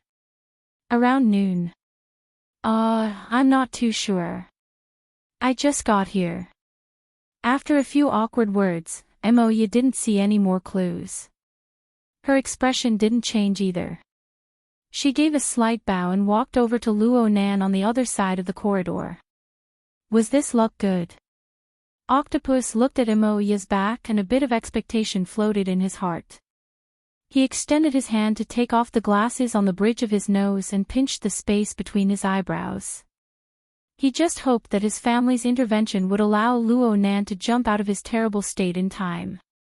On the other side of the corridor, Luo Nan wasn't clear about Octopus's mental activity. For reasons of secrecy, Luo Nan didn't allow his new psychic drawing work to appear outside. He only allowed it to be mapped on his retina for reference. The nature of the psychic drawing determined the richness and complexity of the imagery and information. Even though he had personally created it, he was always able to discover more details when he looked at it again. For example, on the silhouette of the giant wolf formed by Wu Jun's portrait and the perspective technique, there was a vague silhouette that appeared like fine gauze. It used to look like mist at night, but now it was clearly a fluttering cloak that shrouded every corner of the work. Was it the soul cape that I controlled? Or was it the sacred cloak of the Xiao Luo order that led to this chain of events? Or perhaps there was a direct connection with his grandfather's crazy and persistent ravings. Luo Nan knew that there was an unreachable distance between him and the standard, successful people of society, when it came to intelligence and calculation. But then again, the schemes of these successful people relied on nothing more than their enormous and complex network of power and influence. They also relied on comprehensive intelligence and precise and in-depth analysis on this foundation. Luo Nan could only concede defeat on a conventional level when it came to these resources and abilities. But if he opened up a different path in the field he was good at, it wouldn't seem to be a bad thing. At the very least, the person who designed this treat plan could never have imagined that Luo Nan would use a completely unscientific method to grasp the corresponding omens and extremely crucial links the night before their plan was truly launched. The cape, Wu Jun, the horned demon, the coordinates of his grandfather's laboratory, the auction, and the information regarding maritime activities that Cat Eyes had obtained from the Wild Inn. It would require a lot of far-fetched imagination to link these elements together. But right now Luo Nan didn't need to imagine anything. Last night, he had already used an even more brilliant and mysterious method to perform an overall pre-reading. Right now he just needed to wait for time and the changes in the situation to catch up to the overly advanced pace of his psychic senses. Looking at the current stage, the opponent's every move was indeed on the predicted point. This sort of coincidence really made Luo Nan, a person with obsessive-compulsive disorder, feel completely satisfied. The sound of footsteps approached and Mo's slightly raspy voice rang in his ear. "Congratulations. You've completely let go of yourself. I'm really sorry for missing the family meeting and not being the first to congratulate you." Luo Nan turned around and pursed his lips. "Even if you don't display the demeanor of an older sister, as the eldest daughter of the Mo family, is it really good for you to not share the worries of your parents? If you were there last night and spoke like this, I would have become a scapegoat. Do you think that would be better?" Moya beamed as she reached out her hand and pinched Luo Nan's cheek. She had rarely done this sort of action in recent years. Luo Nan slapped her hand away in disgust. "You're in a good mood, huh?" "Same here. I saw you facing the wall just now and I really thought you were depressed. Luckily, I immediately rushed back to express my support when I heard the news that you were going to take a leave of absence from school. That's because I became a blocking target first." Having said this, Luo Nan finally expressed his doubts. "What are you doing here so late at night? Your band is on the verge of collapsing and your schedule is still this tight. Get lost." Moya gave a light grumble and smiled in the blink of an eye. "I'm going on a business trip out of town tomorrow. I might be gone for a month or even longer. I'm coming over tonight to take a look." "Business trip?" "Aha. Our band is going to have a small fan club in Band City in 10 days. Band City." Luo Nan's gaze instantly focused. Moya didn't notice anything else. Luo Nan's astonishment was very normal. After all, this announcement was a bit out of the norm. You know that the music market is much more mature in the East Asian cultural circle. The rock and roll environment is much better.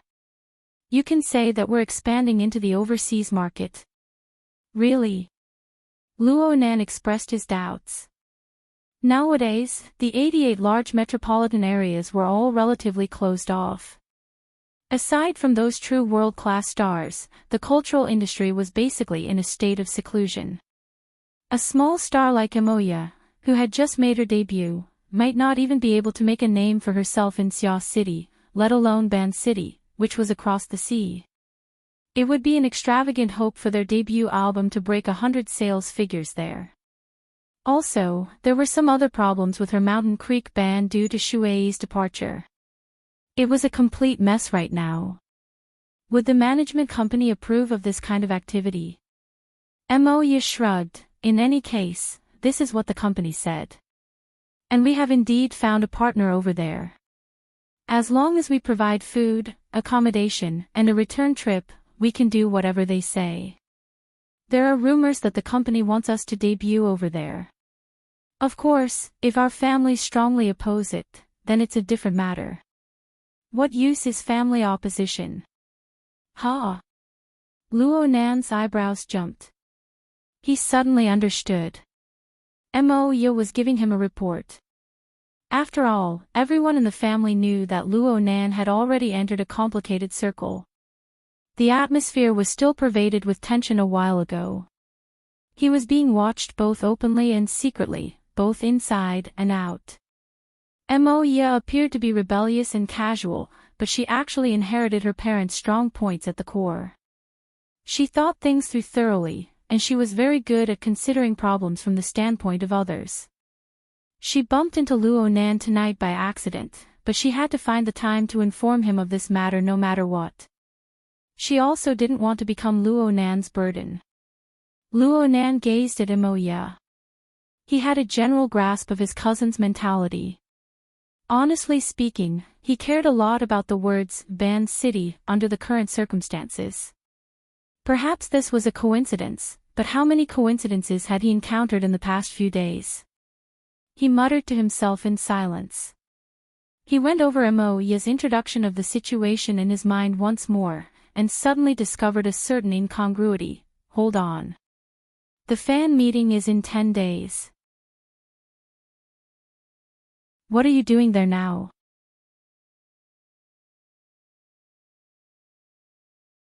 Chapter 735. Luo Nan didn't reply to Emoya in time. He needed to deliberate properly. Emoya didn't care, at least on the surface. She first went to the ward to see her grandfather and took over from Xiao Xinyu. After receiving the reward, Xiao Xinyu slowly walked out of the room. Luo Nan was truly grateful to this teacher. He temporarily set aside the matter of Emoya and went to greet him. Gym Master, I've really troubled you. I don't think it's troublesome. Xiao Xinyu's thin face was devoid of expression, but his tone was relaxed. Chatting with Mr. Yuandao is much better than being home alone. Luo Nan forced a smile. Only you. That's not entirely true. I can't say that Mr. Yuandao's mental state is very good, but as long as you grasp the core of his consistency, you will find many interesting things. There were a lot of things I had been thinking about, but I couldn't verify them. Even Mr. Yuandao didn't give a clear answer. It's good to be able to refer to it from a different angle. Xiao Xinyu's eyes moved slightly within his sunken eye sockets. He fixed his gaze on Luo Nan's face.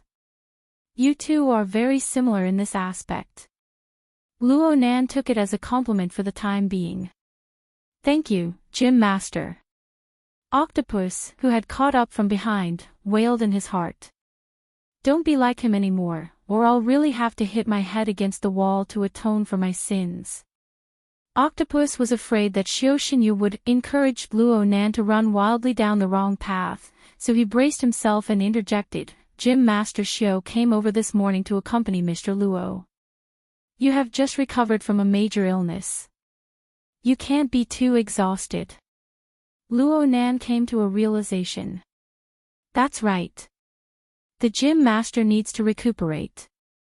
I'll head back right away. It's just a few steps anyways.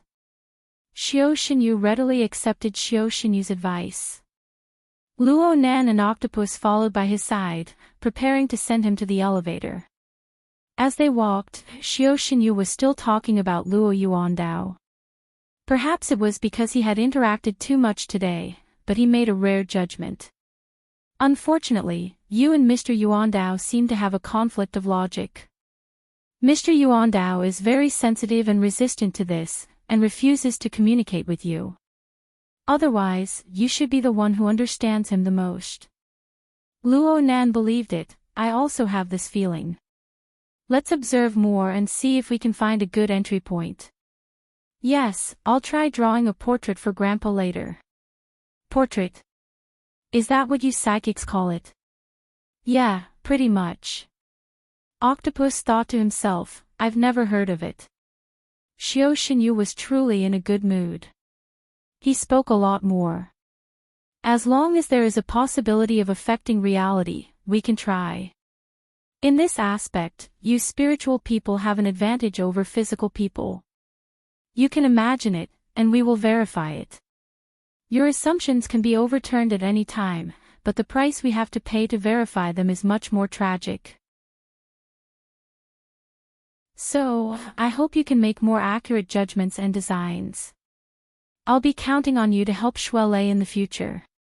Luo Nan instinctively felt that the life experiences of the gym master should be hidden behind these words, not to mention that it involved Shuelei. Luo Nan obviously wouldn't be slow.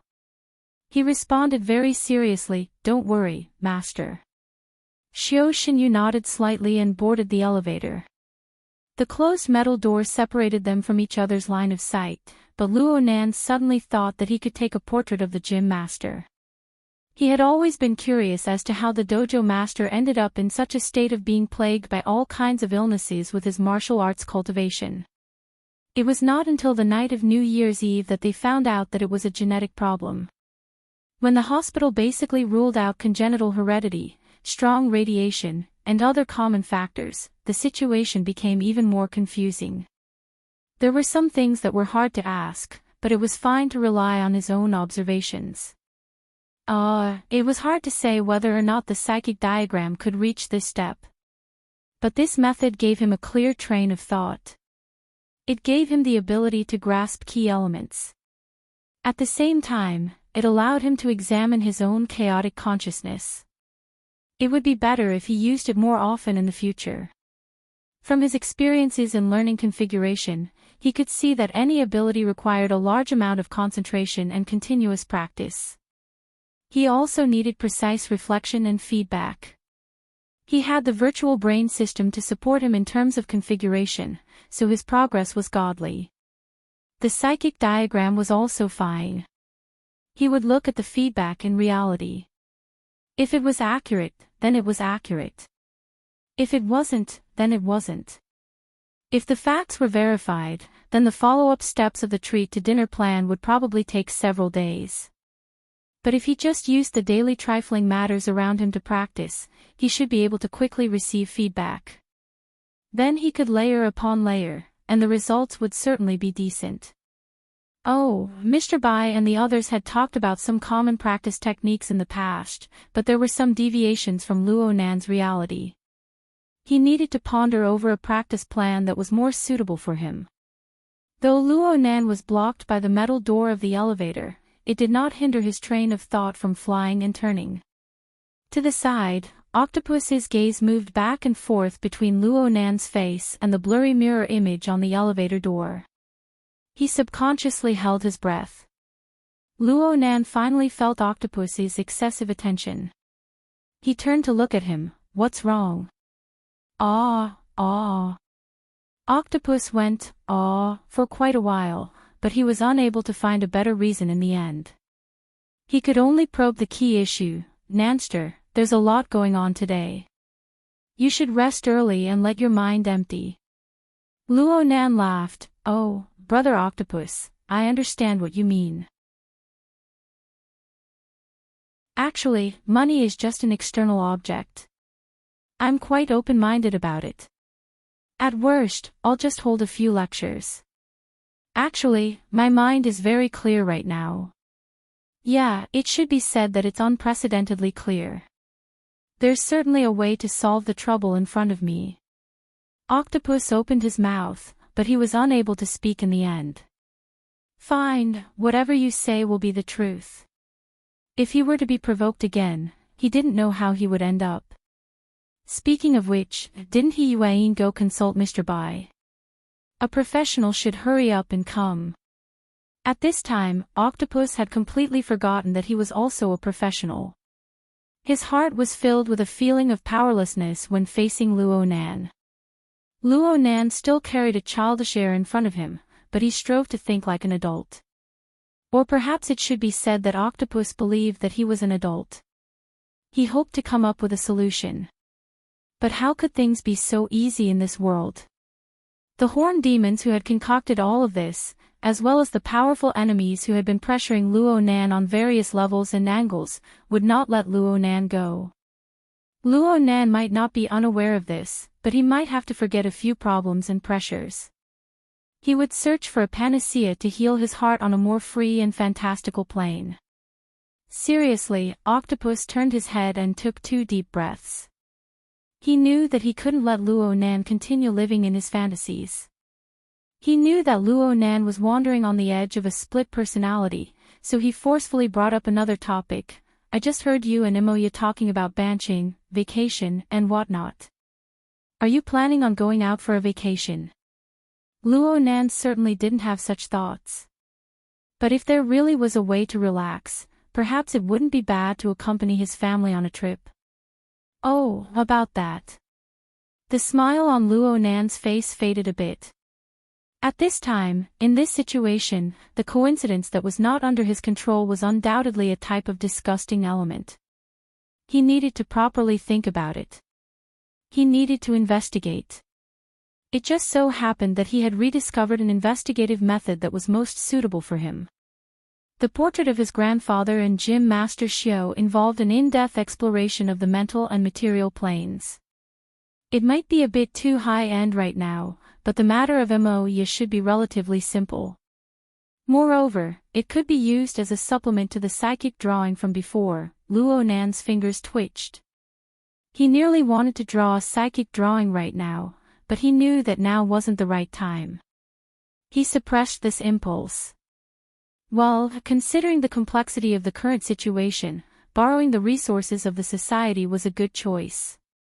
Right now, Yuan wasn't by his side, so Luo Nan consulted Octopus. Bro Octopus, I feel that Imoya's matter isn't too reliable. Huh? What do you mean?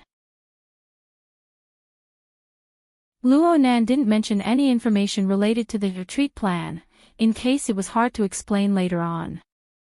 He just explained the current situation of the isolation of the cultural industry in every major city. Then he voiced his doubts. The drummer of my sister's band has already left the band. The replacement hasn't gotten used to it yet. They've lost a large chunk of their sales. And it's rock and roll, a niche genre. The so-called fan club is far too unreliable, including something about debuting again in banching. Does that management company think that throwing money into the ocean is very interesting? So you suspect. Octopus took another breath and raised his eyebrows. He took off his gold-rimmed glasses, and his gaze turned fierce and fierce. Someone's up to something. Luo Nan never expected Octopus to have such a big reaction. He even subconsciously looked back. It's just a suspicion. After all, there are many things in the field of entertainment that involve throwing money and listening to the music.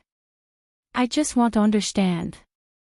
If we exclude the normal business activities of the company, is it possible that there's someone in the background who's paying for it? Some other scheme. Does our society have connections in the entertainment circle?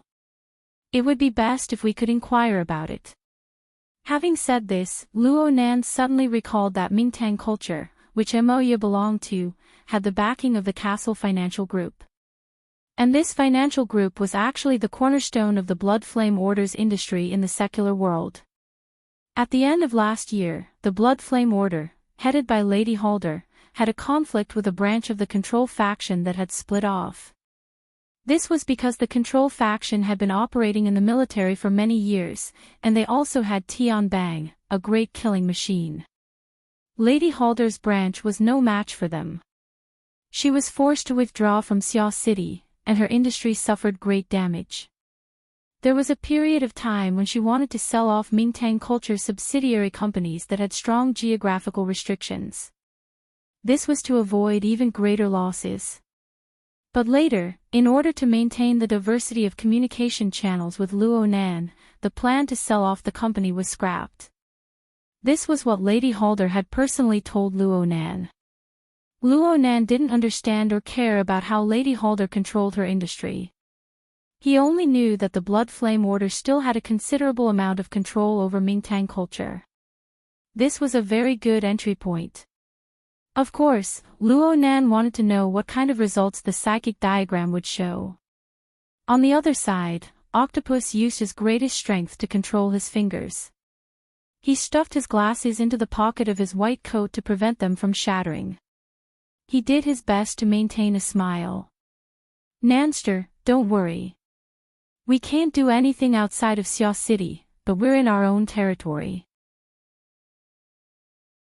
If some bastard wants to play dirty tricks, we'll let them understand what it means to be too late for regrets."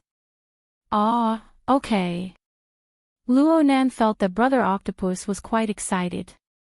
He went to make a call after he finished speaking. He called his friends and dispatched them left and right. He was more attentive than his own cousin. Could it be that he was a fan of Emoya? Or was he interested in Emoya? Could this sister's charm be able to invade the inner world? Luo Nan's consciousness shifted when he thought of Emoya. He didn't need to use his eyes to see Emoya. He even had a conversation with his grandfather. She was proficient in the art of speaking. Her tongue was quick and nimble. She would occasionally make the old man laugh. This was something that Luo Nan, who had a logical conflict, was unable to do. Luo Nan couldn't help but feel envious. He sighed.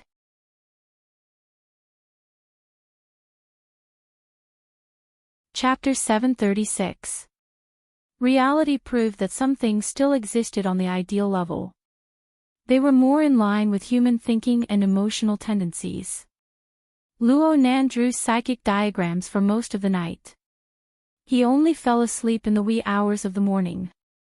He had a rare dream because his thoughts were too active. He was awakened by the vibration of the hexier in this state. He opened his eyes. The sky was just beginning to brighten. He hadn't slept for more than 2 hours. Luo Nan didn't see who the person was. He answered the call in a daze. The voice on the other side carried an unconcealable sense of dejection. "We've more or less investigated clearly. Xiao City is very clean. It's purely banned city that's throwing money. They won't give us the chance to get involved easily." "Ah, bro Octopus." Luo Nan was able to distinguish who the person was now. He spent 2 seconds to connect Octopus's words with last night's situation. Yes, Octopus had volunteered to investigate the driving force behind Moya's trip to Band City. The results were out now. Should he say that he wasn't surprised at all? Of course, no matter how bad Luo Nan's EQ was, he wouldn't say such stupid things. And he really did need detailed information on Octopus. He needed to compare it with the vague image of the psychic diagram he drew last night. What's the specific situation? Oh, wait a moment. Let me clear my head. Luo Nan closed his eyes and slightly adjusted the flow of his blood. He waited for the drowsiness in his mind to dissipate before speaking. "Bro Octopus, continue." Octopus had been restraining his emotions this entire time. He weighed his words over and over in order to avoid giving Luo Nan any negative influence. "We looked up the relevant calendar. The announcement of the fan club was nominally a part of the Band City Music Festival. The event itself is formal. It is held every year. It also invites all the famous bands and musicians from all over the world, including some up-and-coming rock bands. Mountain Stream shouldn't be qualified, right?" "Yes. From what we understand from industry insiders, new bands like Mountain Stream definitely don't have the qualifications to receive an invitation. But they can participate at their own expense and make a name for themselves. Luo Nan sighed, but now someone is paying for them. No one can refuse. So who's paying? Lean Century is a well-known music company in Sakura City and even the world. It's a big shot in the industry and one of the biggest sponsors of the Sakura City Music Festival. Octopus's voice finally sounded a little more distressed. Lean has done a watertight job. This year, they had indeed played a game of throwing money around. In addition to the industry bigwigs that they had invited every year, they had also appointed 3 new bands from each of the 88 metropolitan areas around the world to sponsor their trip to Banqing for free. Completely corporate behavior, through normal channels. Yes, that's the crux of the matter. Through the investigation of the flow of funds and the consultation of the people who handled it, we can basically confirm that Mingtang culture, where Moya was from, only saw it as a pie falling from the sky. They went with the flow and were completely in a subordinate position. Luo Nan let out a sigh. I feel like I'm being overly sensitive. No. These are extraordinary times. We can't be too careful. Moreover, there's another news about Mountain Stream's debut in Banqing. Oh. Is there really such a thing? It can only be said to be a rumor, but it's true enough. According to a mid-level employee of Mingtang culture, most of the bands that Lean appointed as sponsors are actually underground bands. In other words, they aren't signed to a company. It's very likely that Lean will select a few of these bands and sign them to a management contract. Mountain Stream originally had the genes of an underground band. Even though they've already signed with Mingtang culture, it's very likely that Lean will take over if they're really interested. As long as the price is right, Mingtang culture won't refuse. Luo Nan grasped the crux of the matter. Why would they be interested? This. Octopus hesitated for a moment before saying, it's just a rumor. Last month, a director of Lean called Yuchuan Aishuk came to Xia City and saw Mountain Stream's performance. He seemed to be very interested. What's Yuchuan again? Yuchuan Aishuk. He's a well-known figure in the industry. He also has the support of his family. He's rich and powerful. Luo Nan went straight to the sensitive part. Is he interested in the band or is he interested in a certain person? I don't know about that. In any case, after he went back, Mountain Stream's name appeared on the newly released sponsor list. It said that Mountain Stream is the only band out of the 261 sponsored bands outside of Band City that have a signed company. Yuchuan Aishuk. Luo Nan was certain that he remembered this name. Is this fellow related to the inner world? Based on the current intelligence, there are basically no traces of him in the inner world. But at their level, even if they lack extraordinary talent, they are basically inextricably linked to this side. Moreover, Band City is one of the regions with the weakest barrier between the mortal world and the inner world among all the large metropolitan areas. Various orders and gangs are like weeds in every corner. With these as a cover, the influence of extraordinary powers can be considered to be a wild growth. Understood. Luo Nan already had a plan in mind.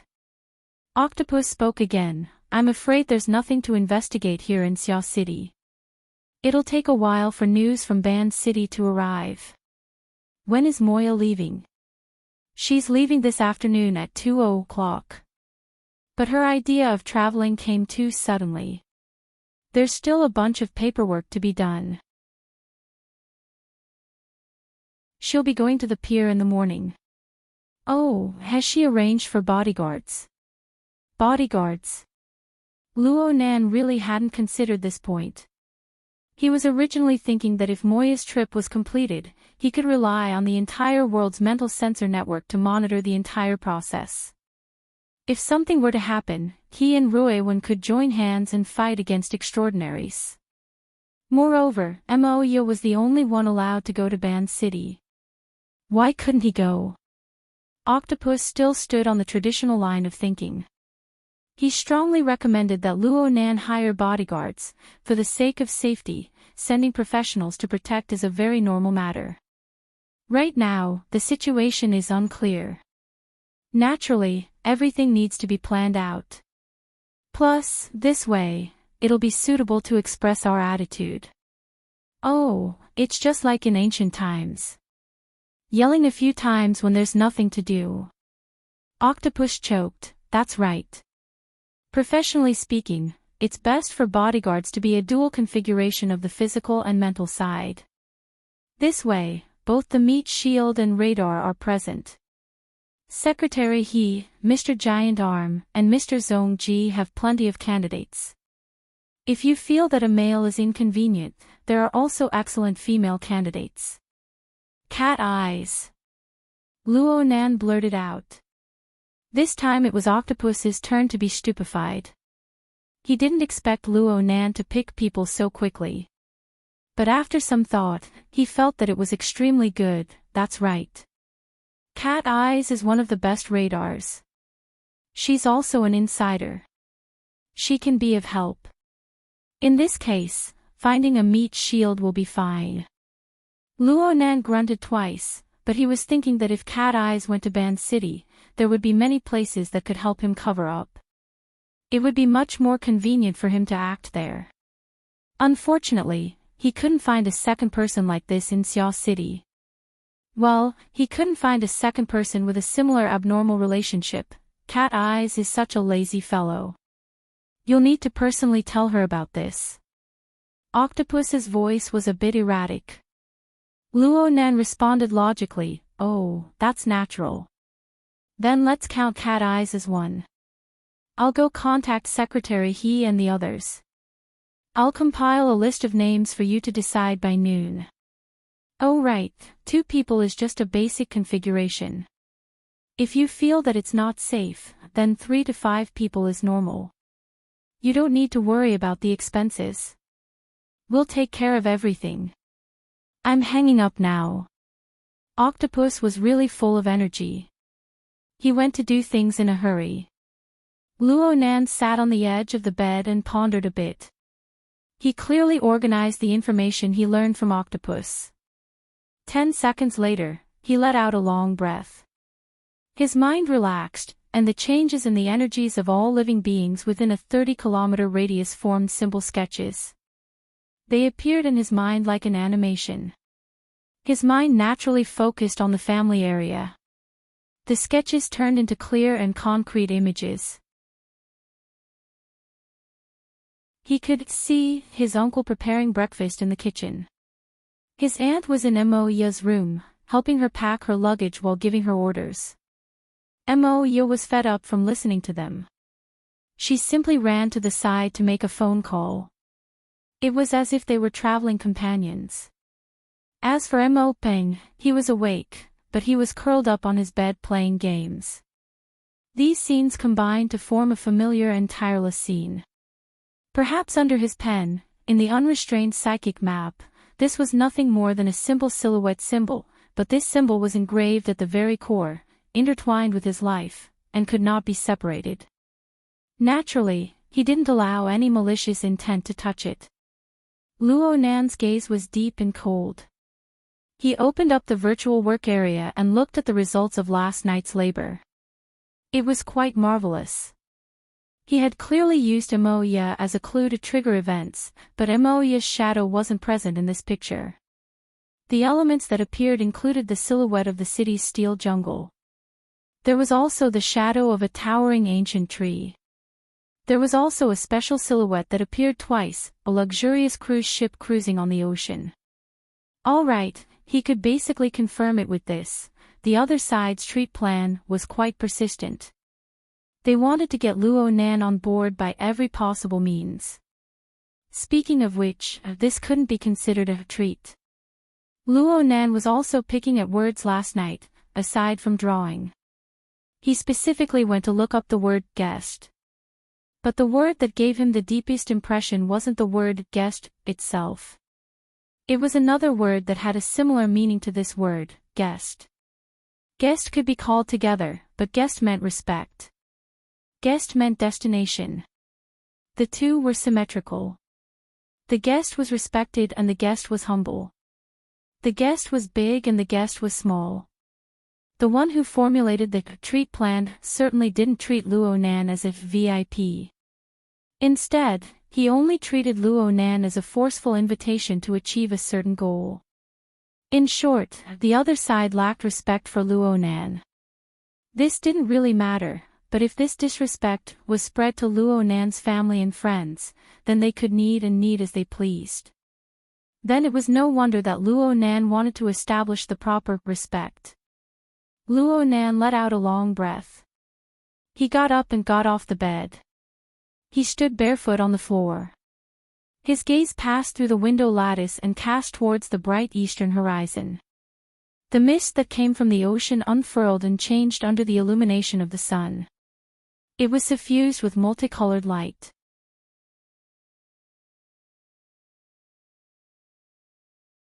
Chapter 737. Unbeknownst when, the thick clouds had rolled over the mountains in the northwest direction, looming over the surface of the sea. It was as if a great army was pressing down on the border. But in the blink of an eye, it turned into rags riddled with holes.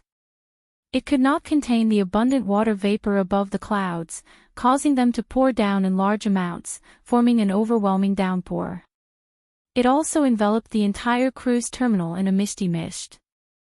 Luo Nan yawned. All right, the traditional event of waving goodbye is over.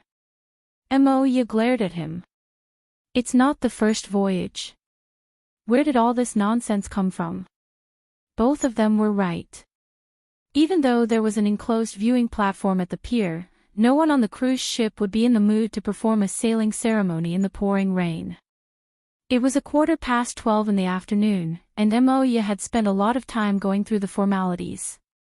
At this time, she had just finished checking her luggage and was waiting to board the ship.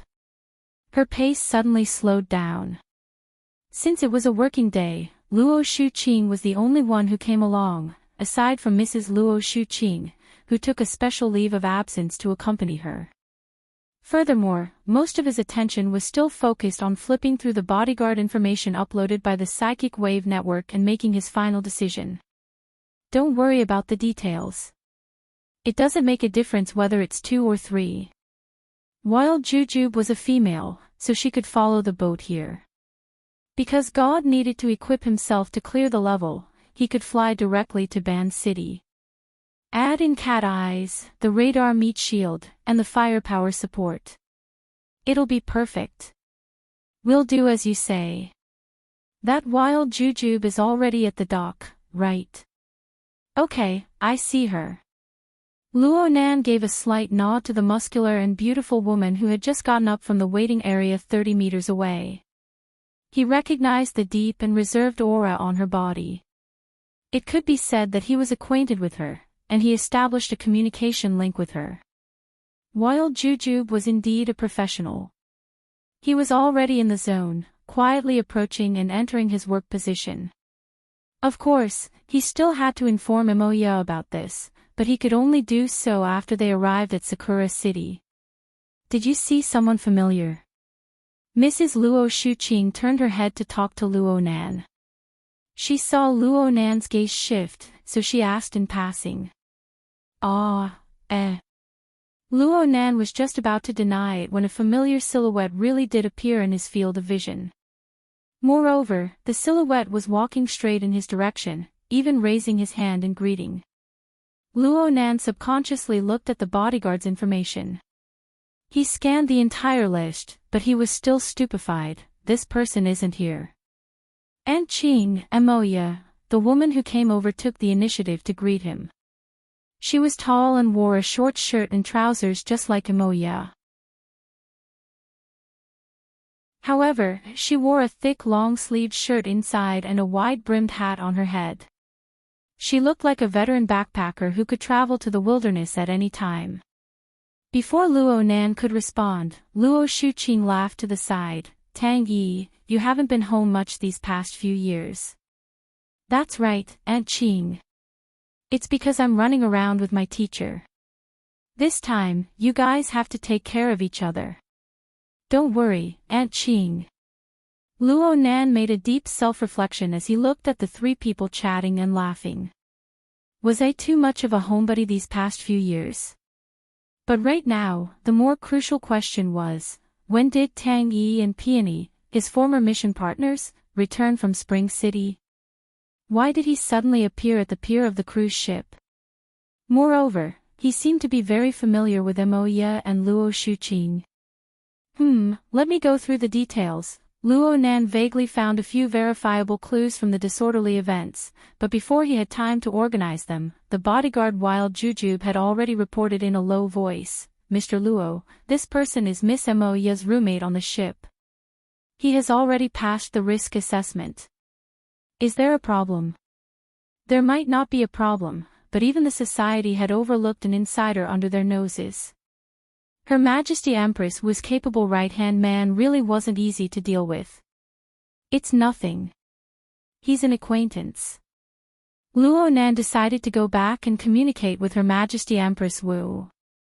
Right now, it was more urgent to communicate with Tang Yi herself. He took a deep breath and cast his gaze, drawing Tang Yi's attention. "President Tang, there's something I want to consult you about." Mrs. Luo Shuqing was very surprised. Little Nan and Tang Yi know each other. Luo Nan grinned. Yeah. She's his direct superior. Tang Yi smiled. Luo Nan joined the Mystic Arts Research Society at school. I'm an old member there. Due to some personnel changes recently, I temporarily took over the position of president. Of course, it's just a name. Oh, that's quite a coincidence. It's all thanks to this. There's something I want to consult President Tang about. Just call me Big Sister. You don't need to be an outsider. Tang Yi smiled as she took advantage of Luo Nan, but she cooperated with him and walked to the side. Luo Nan adjusted his breathing and decided to cut off all the branches and leaves. He got straight to the point. Well, let's talk about complicated relationships later. Let me confirm something first. Peony, you don't have any missions on hand, right? I've been on a business trip in Spring City for half a year. Whether it's my instructor or my boss, it's reasonable for them to give me some time off. Luo Nan stared at her. It's fine as long as you're not on a business trip. No matter what, we're partners. You and my sister are best friends, so there are some things I don't need to say. Relax. If there really is a mission, I won't let Moya get caught up in this maelstrom. But I heard that you've been plagued with troubles recently. You're in debt, and you've implicated Moya. You're still under pressure right now. What, you're not happy to have a free bodyguard delivered to your doorstep? The news spread that fast. Of course. Zhang Yingying ran to the big boss's office. She wanted to pay for the matter with the horned demon, but she was thrown out. Ha! I'm just joking. Don't feel burdened. Tang Yi revealed a mysterious smile. Then she changed the topic. But there's one more thing. Shouldn't you think about it carefully? What is it? Right now the word in the society is that you're going to take a break from school soon, right? That's right. In theory, a suspended member doesn't have the qualifications to occupy the society's public assets. Right now, there are quite a few people who are itching for a fight over your laboratory on the 3rd floor beneath Gear on the North Bank. They want to seize the opportunity to take it back. Hey. I've had a lot of worries lately. Partner, can't you share some of my worries? I said it before. I'm just a nominal president. I'm able to get to this position because I'm quite qualified. Also, I hold shares of the LCRF. Hold on. Why is it the LCRF? The LCRF was the Life Cycle Research Fund. From Luo Nan's understanding, it was basically an amalgamation of the interests of various large capitals, military, and political powers. To put it in a harsher way, it was built upon the delusion of a group of old men intent on living forever. Why was Her Majesty Empress Wu getting involved? It's because the big boss has a stake there. In order to show respect, they basically seek the boss' opinion on every investment in Xia City and give him a seat on the board of directors. You can go ask Ying. She's a board member of many companies, even though she practically never goes there. It's that cool. This is respect. Let's not talk about the three giants of Xia City. Old man Yu aside, President Ouyang has a large number of technology companies fighting to give him shares. Otherwise, where would the expenses of researching the psychic wave network come from? If he wanted to update his equipment right now, all he needed to do was leak the news and everyone, including Quantum Corporation, would come crying and shouting for supplies. Do you believe it? I believe it. You're quite respected right now. Big Sis has bodyguards when she goes out. She even comes up to help for free. These are extraordinary times. Luo Nan's lips twitched. He didn't believe this to be a good thing. And the respect he hoped for wasn't limited to just this. Enemies like President Ouyang and Her Majesty Empress Wu would come rushing to express their goodwill. Admittedly, this was because of the unscrupulous nature of capital. But weren't Luo Nan's greatest opponents also unscrupulous fellows? You're looking forward to it. Aha! Luo Nan responded straightforwardly, I don't know when I'll be like Her Majesty Empress Wu and President Ouyang. Luo Nan was currently experimenting in this area. He didn't know what kind of results his design would have in the end. Perhaps true respect would only come after he became an extraordinary. It was useless to think about these things. He just needed to do it bit by bit. At this time, his aunt called out from afar, What are you guys chatting about for so long? Don't delay Sister Tang Yi and the others from boarding the ship. Yeah. It's just some club matters. Don't you want to take a break from school? Luo Nan quickly gave Tang Yi a meaningful glance, but he was too busy giving her a meaningful glance. He spoke too quickly and touched upon Mrs. Luo Shuqing's reverse scale. He received a death glare and choked for a moment. It took him great effort to continue, I won't be using that laboratory much in the future, so I need to reorganize it. I need to divide it into areas for the club to take over. Sigh. A lot of the equipment is sponsored by the school and investors. There are also some raw materials and the like. There are a lot of accounts that need to be dealt with just the handover. It's impossible to finish it in a day or two. In the end, Mrs. Luo Shuqing favored her nephew the most. From her perspective, it didn't matter how mischievous Luo Nan was in his studies or how dangerous the circle he entered was. Luo Nan's painstaking effort was the reason why the laboratory was able to attract so many investments. It would be too much of a pity if it were to be disturbed. She immediately opened her mouth to help Tang Yi. Regarding the matter of the laboratory, can you be a bit more flexible in terms of time? It's not that easy to handle the procedures for taking a break from school. Tang Yi smiled. She didn't even glance at Luo Nan. She found the feeling of being a partner, don't worry Aunt Qing. I still have a bit of influence in the club. Luo Nan isn't an outsider. I'll do my best to relax my time. Actually, the time I've been away on vacation is pretty good. It'll take half a month to go back and forth.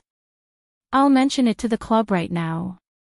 Luo Nan just needs to bury himself in organizing. Even if the club has objections, they'll have to wait for me to return. When the time comes, I might be able to buy a bit of time. What do you think? Luo Nan gave Tang Yi a big thumbs up in his mind. She really deserved to be called the best partner. These few short sentences had bought him a lot of free time. Luo Nan immediately straightened his body and spoke in a loud voice, There's no need for Sister Tang Yi to make things difficult for me. I'll make the best use of my time to sort things out. I'll strive to finish everything before you return. So he had to eat and live in the laboratory. Occasionally, he would have to go out and negotiate with people. In this case, he would show his face once every 3 to 5 days and disappear for the rest of the time. Wasn't that very normal? Right now, the biggest problem had been solved. Moya cast her gaze over to Luo Nan and Tang Yi's face. She was quite amused. Luo Nan curled his lips. You've gone through so much trouble. What are you probing for? Moya glared back at him. She actually blinked and lowered her head to look at her watch. It's almost 1 o'clock.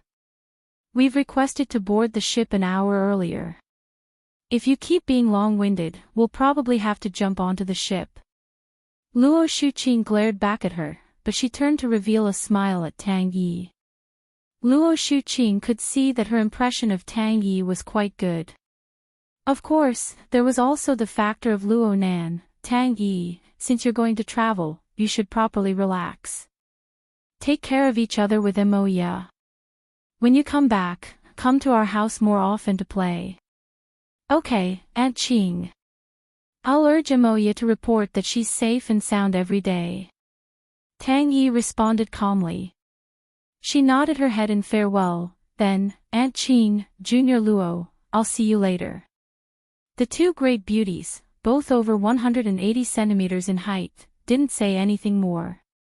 They turned around and walked toward the boarding gate. Their tall and slender figures were simply like models walking the streets. They even talked about some topic in the middle of the conversation. Luo Nan could see them look at each other and laugh loudly. They were both candid and lively. It was indeed pleasing to the eye, causing the surrounding men to frequently turn their heads. Luo Nan scratched his head. He felt a bit baffled, but he quickly shifted his attention. His gaze swept past Wild Jujube, who was following behind Moya. It also passed through the transparent walls of the boarding hall and the misty rain. It swept past Cat Eyes, who had already boarded the ship on the 5th deck. Luo Nan's mental sensing network confirmed that there were no suspicious characters among the 5,000 to 6,000 people on the entire cruise ship. He could relax for the time being. At the very least, he could wholeheartedly do his own things during these 5 days on the sea. He could also make preparations for the more troublesome situation that would follow. There was a time difference of an hour. Night had already fallen in Ban City. The wind and rain on the other side of the ocean didn't stir up the slightest ripple here. Yinlu boarded North Mountain Lake. It was said that several decades ago, this was the location of the ancient capital of the island nation. The ancient capital was originally built next to a mountain. During the Third World War, the capital was destroyed by both the war and the earthquake. More than half of it was submerged by the silt of the lake water that gushed out from the deep mountains 100 kilometers away. Then the seawater flowed back, forming a brand new swamp zone that spanned an area of several hundred square kilometers. Thus, the blue sea turned into mulberry fields. The mountain peaks of this region became islands, scattered across the surface of the lake. It was said that when the weather was good, one could overlook the lake from the island. One could even see the ruins of the lake's bottom. Yinlu didn't come here to admire the scenery. She chose this place because it was the most convenient area for her to do things in the northern end of Ban City. She had arrived in Ban City 2 days ago. Most of the dozens of hours had been spent here. Now that the project was finally completed, all the machinery and personnel had left the site in advance. As far as her eyes could see, there were almost no particularly obvious changes. The buried metal pile foundation and frame structure were integrated with the surrounding rocks and vegetation. It couldn't be said to be ingenious, but it was solid and hidden enough. She looked down at her watch. It was almost time.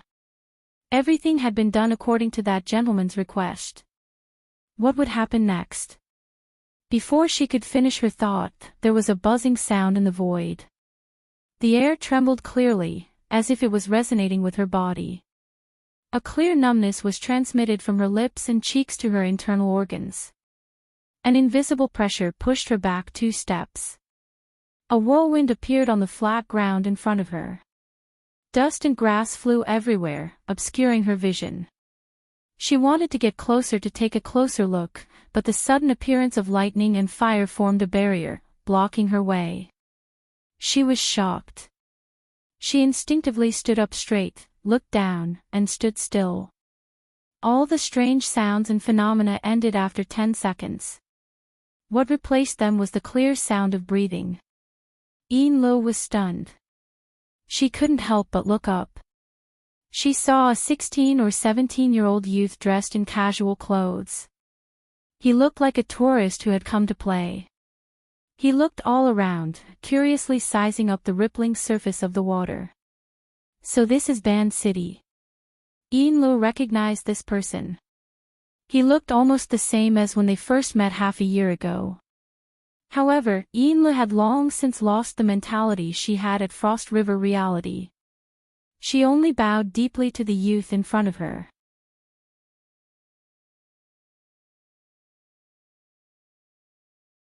Chapter 738.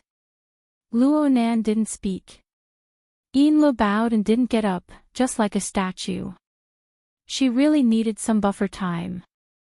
Even though she had already guessed it, Enlo still needed to digest Luonan's method of traversing 2,000 kilometers of space to appear before her eyes. Only then was she able to calm her surging mind. Of course, there were spatial shifting techniques in the extraordinary domain. There were at least 10 mental extraordinaries who were proficient in this path. One of them was the veteran Deputy Secretary General of the Ability User Society, Gong Chi. However, the shifting techniques of these people were built on the foundation of pure soul bodies. It was similar to the concept of astral travel in classical Eastern metaphysics. Luonan relied on a few metal foundations that couldn't be seen to realize his fleshly body shifting. Regardless of how it was realized in theory or technology, the energy consumption of material shifting alone was probably an astronomical figure. Enla used the configuration of the Blood-Soul Temple to sense the current state of the abyss area. Turbulent currents were indeed swirling and turbulent. The chaotic storm was clearly in a state of interference. However, it was far too conservative compared to the estimated scale. The easiest logic to understand was that the same effect consumed less energy, the higher the technique. This sort of supernatural method was not as straightforward as the tyrannical storm, but the more she thought about it, the more inconceivable it became. How could Luonan, who could wander tens of thousands of kilometers at will and easily shift his fleshly body, be summarized by the title of genius theorist of the mental side? It must be known that omnipotence was omnipotence in a certain sense. Enla didn't expect that she would think so much during the time she was bowing. Luonan didn't pay attention to her at all. She raised her head in astonishment and saw Luonan operate with his fingers. He had just finished sketching in the air when he turned to smile at her. Wait a bit. Ripples rippled through the air as soon as he finished speaking. A metal chest half the height of a person bounced out from the depths of the dark night and fell with a whoosh. Luonan's soul strength interfered slightly, allowing this big fellow to land steadily on the grassy gravel-covered ground. Inside the chest was a custom-made exoskeleton equipment. It was Luonan's next practice tool.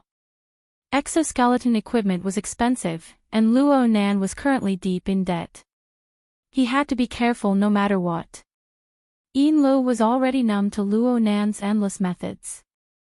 She was too lazy to think about the technology and ability support behind this. She just did her duty and walked forward quickly, preparing to take over. Luonan shook his head. I'll just hold it. He still looked like a thin and weak youth, and his combat skills were trash in the eyes of professionals like Gym Master Xiao and Shuelei. However, after a long period of mutual interference and tempering of the God will and body wheel, there were even more qualitative changes after the awakening. In terms of physique, it was definitely at the inhuman level. The 200-kilogram metal box was easy to carry with one hand. Compared to who would carry the box, he was more concerned about the follow-up arrangements. This is a deserted island, right? Where are we going next? There's a boat on the shore, on the right. Sir, aren't you going to deal with it? Ian Lo was a bit surprised to see Luo Nan leave with the box. Luo Nan was even more baffled. Handle what? This is a framework that can be used for spatial jumps. It's not like there's no one around. Just now, when you came over, there was quite a commotion in the abyss area. If someone followed you here and discovered the setup here, took it away or destroyed it, Luo Nan blinked his eyes. Does it take a lot of effort for you to buy these things? No, it's very simple to order, and there are backups. Then just leave it here. The materials aren't as expensive as labor. Luo Nan explained a few things in passing. You said that this is just a framework. It's nothing more than a temporary airdrop station. It's not a permanent building. The truly useful configuration requires the turbulent interference of the abyss area to be temporarily constructed. The rest of the stuff can be messed around with however you want. Strength was the capital to be willful. Ian Lo was a bit emotional. She could tell that Luo Nan didn't want to waste energy on this sort of thing, so she didn't say anything more. Then she clasped her hands around her abdomen, bowed once more, and invited Luo Nan to head to the shore of the island to board the boat. Luo Nan walked about 200 to 300 steps before he saw a white yacht anchored on the shore. It was quite conspicuous under the curtain of night. According to your instructions, we need to maneuver around North Mountain Lake. The corresponding residence is a bit hard to grasp. So, I made the decision on my own and chose this high-speed yacht. If we use it as a habitat, we'll give up some of the comfort, and our mobility and flexibility will increase by quite a bit. Of course, if you're more accustomed to living on land, we can also stay near the shore of the lake. No, this is a good idea. Luo Nan's eyes really lit up when he saw this yacht. It was for no other reason than that the somewhat vague details of the plan suddenly became clear. It could be considered an unexpected pleasant surprise. Ian Lee's mind relaxed. Just Luo Nan's attitude alone meant that the painful process of racking her brains these past 2 days wasn't in vain. Her mind relaxed, but she still maintained a respectful and restrained expression on her face. She just invited Luo Nan to board the yacht from the rear deck and introduced the basic situation of the yacht to Luo Nan at the right time. The yacht's name is Ray. It's Foddy Corporation's Pioneer-class motorboat. It has a classic 3-story structure and its entire body is made of carbon fiber. The boat's length is 24 meters, and it's equipped with a solid fuel and electric dual-drive engine. Its top speed can reach 50 knots, and its steering performance is superior. Since Luo Nan was carrying heavy luggage, Ian Lo first guided him to the residential area of the lower deck to settle him down. This place is completely isolated from the crew cabin. It can guarantee confidentiality and safety. The central area is the master's room. It's the same width as the boat. The living conditions are acceptable. Luo Nan arrived at the master's room of the yacht and put down the heavy metal box. His gaze and mental senses swept over at the same time. What entered his eyes was the luxurious decorations of the cabin. Of course, the most eye-catching thing was the large bed in the middle. It was big enough for 3 or 4 people to lie side by side. There were portholes on both sides that could see the view. There was an office area, a movie area, a restroom, a shower room, and a walk-in wardrobe. It could only be said that the rich were okay. Poor ghosts like them had no way of understanding them. Ian Lo maintained a smile on her face. She let Luo Nan look at the other door outside the cabin. For the sake of confidentiality, I haven't arranged any service personnel in the residential area. However, I'm in the attendant room to the left of the exit. Oh, it's very close. Ian Lo tilted her head slightly. For the sake of convenience, the 2 rooms are connected. If you have any urgent matters that you need me to do, you can find me by pushing open the secret door in the office area. Ha! Ian Lee's eyelids drooped. Her voice was gentle and calm. The secret door is a one-way door. It can only be opened from the master's room. Please be at ease with its safety. The atmosphere turned strange. Luo Nan was dazed for a moment. Then he frowned. There's no need to live so closely. Isn't there another room at the bow? I think it's quite spacious. Ian Lee's eyebrows were still drooped. That's a VIP room. Mr. Luo, don't you have your cousin in Ban City? If the situation changes, we might need to move her over here. Or if there are other honored guests staying here, it would be quite awkward to adjust the room. What use is this yacht when we need to move Moya? Besides, where would there be other honored guests? The madam said that if Mr. Luo feels that the situation in Ban City is complicated, she can come over at any time to share Mr. Luo's worries. Luo Nan was silent for a moment. His gaze swept over Ian Lee's body. Then he nodded. We'll talk about it later. You continue to introduce the situation on the ship. He didn't stay in the master's room any longer. He walked out first. Ian Lee followed 2 steps behind him. The crew members are all veteran mad believers of the order. They are all retired military personnel. Their speedboat driving and water operations are all first class. Luo Nan grunted. They really are mad believers. Ian Lee raised her eyes and shot a quick glance.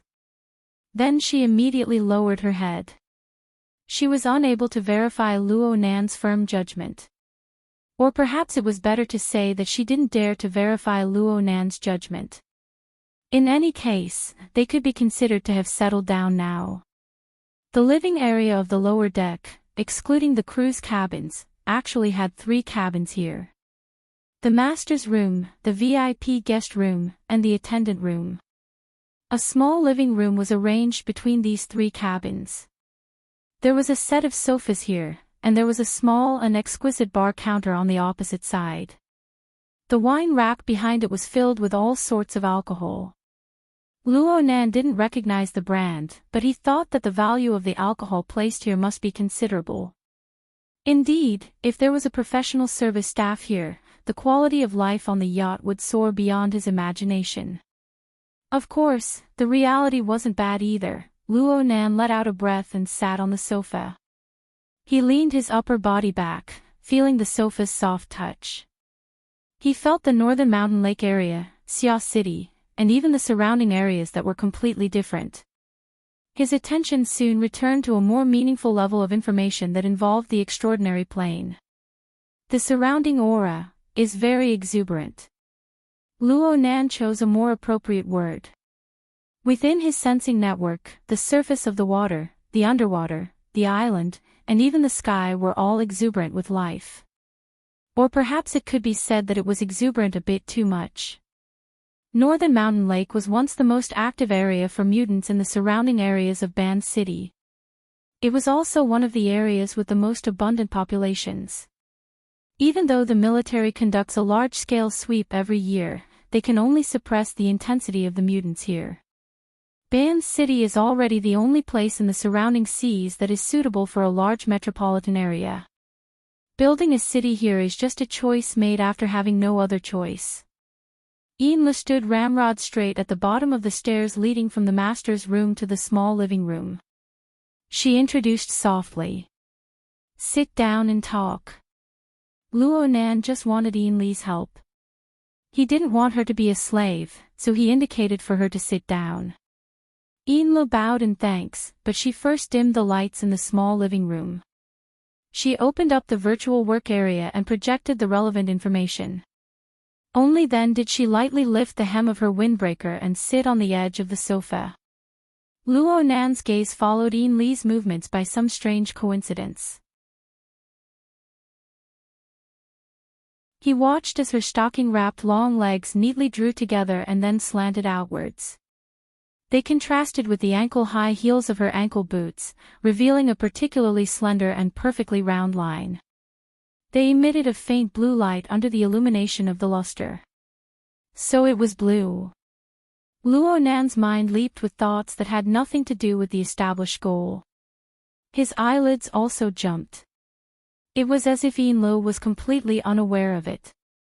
She just adjusted the information in the projection area and explained, "I have previously reported to you about the matter of searching for the target. Right now, we have already locked onto 2 areas surrounding Northern Mountain Lake."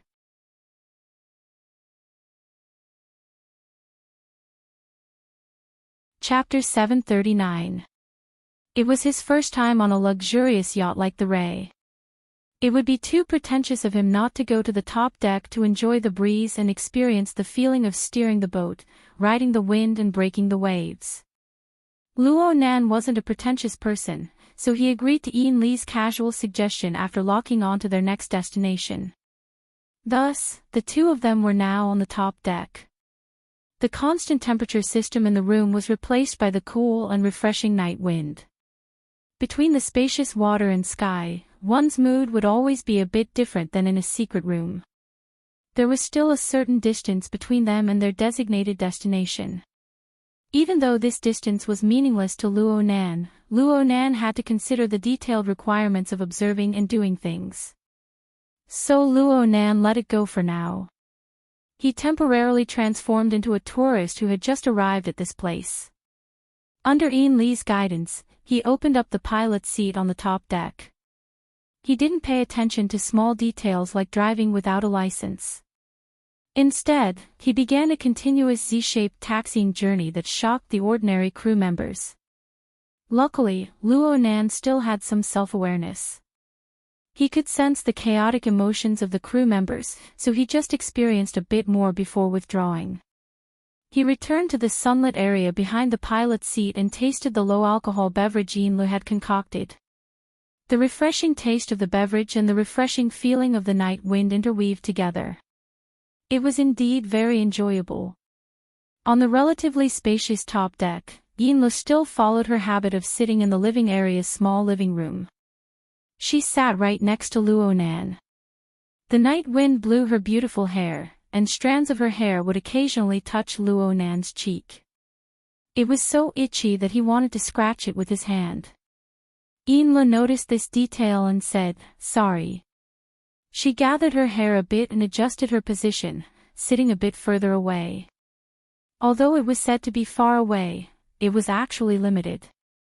Plus, the angle was staggered, making it easier for Luo Nan to clearly see her face and the outline of her figure.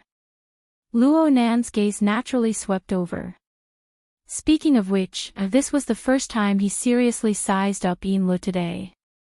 On the deserted island, he only managed to recognize her face and ignored everything else. In the living room, he just stared at her stockings. It was only now that Luo Nan discovered that Ian Lee's clothes didn't quite match his impression of the capable manager of Frost River Reality and the deputy first oblatum of the Blood Flame Order. She put on makeup, and the shape of her face and eyebrows became even more exquisite. The dark blue pinstriped windbreaker had a very formal style. The front was wide open, and it naturally revealed the tight-fitting light-colored high-collared shirt. Overall, it was a very intellectual style. However, further down, there was a short skirt that was almost hidden under the hem of the trench coat. Together with the long legs wrapped in stockings and the high-heeled boots, it had the magical effect of attracting the attention of men. Luo Nan was an example. Actually, Luo Nan was a complete layman when it came to women's clothing. He just felt that Yinlu was a very exquisite woman who would pay attention to the details. It was just like the stockings that wrapped around his legs. At first, he thought it was just ordinary black silk, but he didn't expect that under the illumination of the light, there would be an additional layer of color and luster. Yinlu was such a person. She was exquisite, paid attention to the quality of life, and knew how to enjoy life. However, he lacked the ability to focus on cultivation without any distractions. This was probably the main reason why Mrs. Halder had never treated her as a true successor to be groomed. Of course, Mrs. Halder herself didn't care that much about the continuation of the Blood Flame Order. She just used the Blood Flame Order, especially the Blood Soul Temple's configuration, as a furnace for smelting a unique core. Luo Nan was certain that he wouldn't hand over important matters that concerned his life to Yin Lo. This had nothing to do with being close or not. It was just that he knew how to appoint people. However, if Yin Lo were to arrange some routine and normal matters, she would do it extremely well. Though the upper limit was relatively low, Yin Lo was able to play with flowers within a limited space. It was said that before she entered the circle, she was once Mrs. Halder's secretary. A personal secretary. The feeling of being a working secretary or a confidential secretary like Sister Yuan was completely different. TSK, what am I thinking now? Luo Nan's thoughts touched Yuan, and he suddenly came to a realization. It had only been half an hour since he arrived in Ban City, but he had spent a lot more brain power and time on this woman before his eyes than on the scheduled business. Luo Nan, oh Luo Nan. You've just stepped onto the yacht, and you've already degenerated into a rotten fellow? It's done. Luo Nan suddenly clapped his hands. Mr. It was unknown when, but Yin Li's way of addressing Luo Nan had already removed the surname from the front. This was also a subtle change in the details. Luo Nan didn't care about these details. He reorganized his thoughts and asked a question. The consumables I talked about 2 days ago, especially the matter of the energy center. How's it going?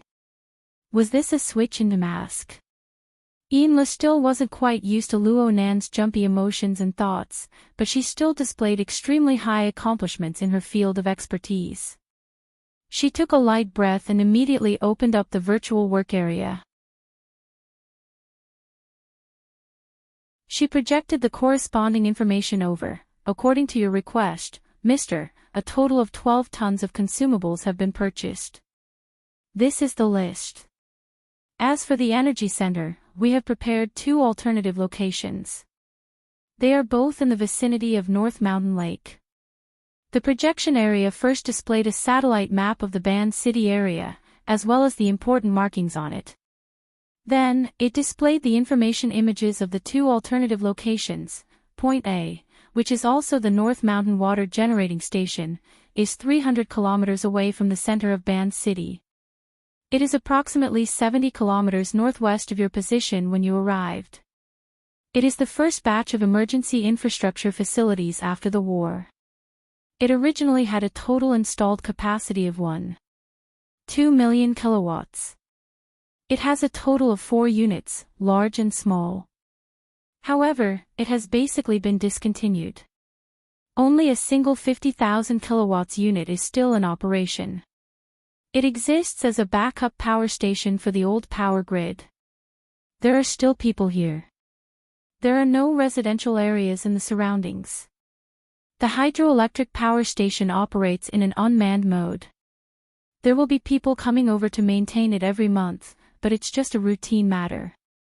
Basically, as long as war doesn't erupt and large-scale mutant invasions don't occur in Ban City, no one will care about it. Of course, system monitoring definitely exists. We need to get through certain joints. Luo Nan nodded. It would be much simpler to use the external neuron to deal with system monitoring. The projection area displayed the next set of images. As for Point B, it is located on North Mountain Lake's Claw Island. It is 20 kilometers away from your position when you arrived, Mr. The generator set there is a first-generation miniaturized field combat energy center. It is a complete superconducting generator set, powered by both wind and water. The capacity of this generator set is much lower, it is approximately 3,000 kilowatts. Claw Island was originally a monitoring point for mutants. It also served as a forward base for explorers, but it was captured by mutants once.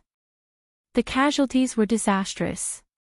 Later, it changed hands many times, but accidents always occur. It seems that mutants care quite a bit about that place. They often go there, so the frequency of accidents is quite high. I'll take both of them. Ha! The straight line distance between point A and point B is only 40 kilometers. Both are relatively independent. One is used as an experimental base, while the other is used as a shooting range. It's quite perfect. Is that so? Ian subconsciously asked, but she quickly regained her composure. She bowed and expressed, since it's like this, I will immediately clean up the loose ends. You just need to sign a temporary rental agreement for point B. As for point A, you can use it right now. Luo Nan nodded. He had something to do tonight. He spoke again, there are also consumables. First transport half of each to point A and some to point B. There's no need for too much. Just 1/10 will do. Ian recorded at the same time. She knew how to check and fill in the gaps. Do we need to put some on the yacht as well? That's right. That's good. Luo Nan gave her a reminder. We need to prepare the subsequent purchases as well. The losses will be quite large. The so-called consumables were the ingredients needed for the biochemical reactor. Unfortunately, this was only the basic formula. The ingredients needed for the advanced formula were not complete. This led to the catalyzed electromagnetic muscle membrane structure having a low carrying capacity. The catalysis required a large amount of energy and nutrients, but once it was unleashed at full strength, the carrying capacity was extremely tight. The more this was the case, the more Luo Nan needed to utilize every second of his explosive period. Only then could he increase his chances of assassinating Gong Qi. This required a large amount of repetitive practice. According to his experience in Spring City, it required a large amount of electricity, high amounts of nutrients, and consumable base materials. It was easy to imagine that this was a giant beast that ate money. The pressure on logistics was far too great. This kind of practice could only be carried out in the metropolis and its surrounding areas. He would be the center of everyone's attention if he was in Xia City. He was far too eye-catching. Spring City was like a bird startled by the mere twang of a bow. The city's situation was complicated. Because of the so-called new plane, extraordinaries would pass through from time to time. In other words, Luo Nan could still give it a try in Ban City. Luo Nan wasn't picky about Ian Li's methods. He wasn't stingy with his praise. You've done quite well. Mister, you flatter me. Ian Li bowed in greeting. She still maintained a cautious and restrained attitude. However, this restraint was built on a complex psychological foundation. It was like her exquisite makeup. Even though her foundation was excellent, it was unknown how much effort she had put in to achieve this level of beauty without batting an eyelid. It was precisely because it was complex that it brought about more real-time changes. It gave people the interest and pleasure to explore. Fuck, I'm thinking too much again. Luo Nan took a deep breath. He prepared to use the induction network to investigate the situation of the two bases. Ian Li suddenly stood up at this time. The lower hem of her windbreaker covered more of the lines of her legs, but it seemed to expose more as it fluttered in the wind. Luo Nan, who was still sitting in his original position, subconsciously made a comparison. His consciousness shifted, and the voice beside his ear became a bit fuzzy. This lasted until Ian Li spoke a second time. Mister. Yes. Up ahead is the Zhujiao Wei Gate. Only now did Luo Nan completely wake up. He stood up as well and stood by Ian Li's side. He looked down from high above, past the heavy mist, and looked toward the edge of the lake several kilometers away.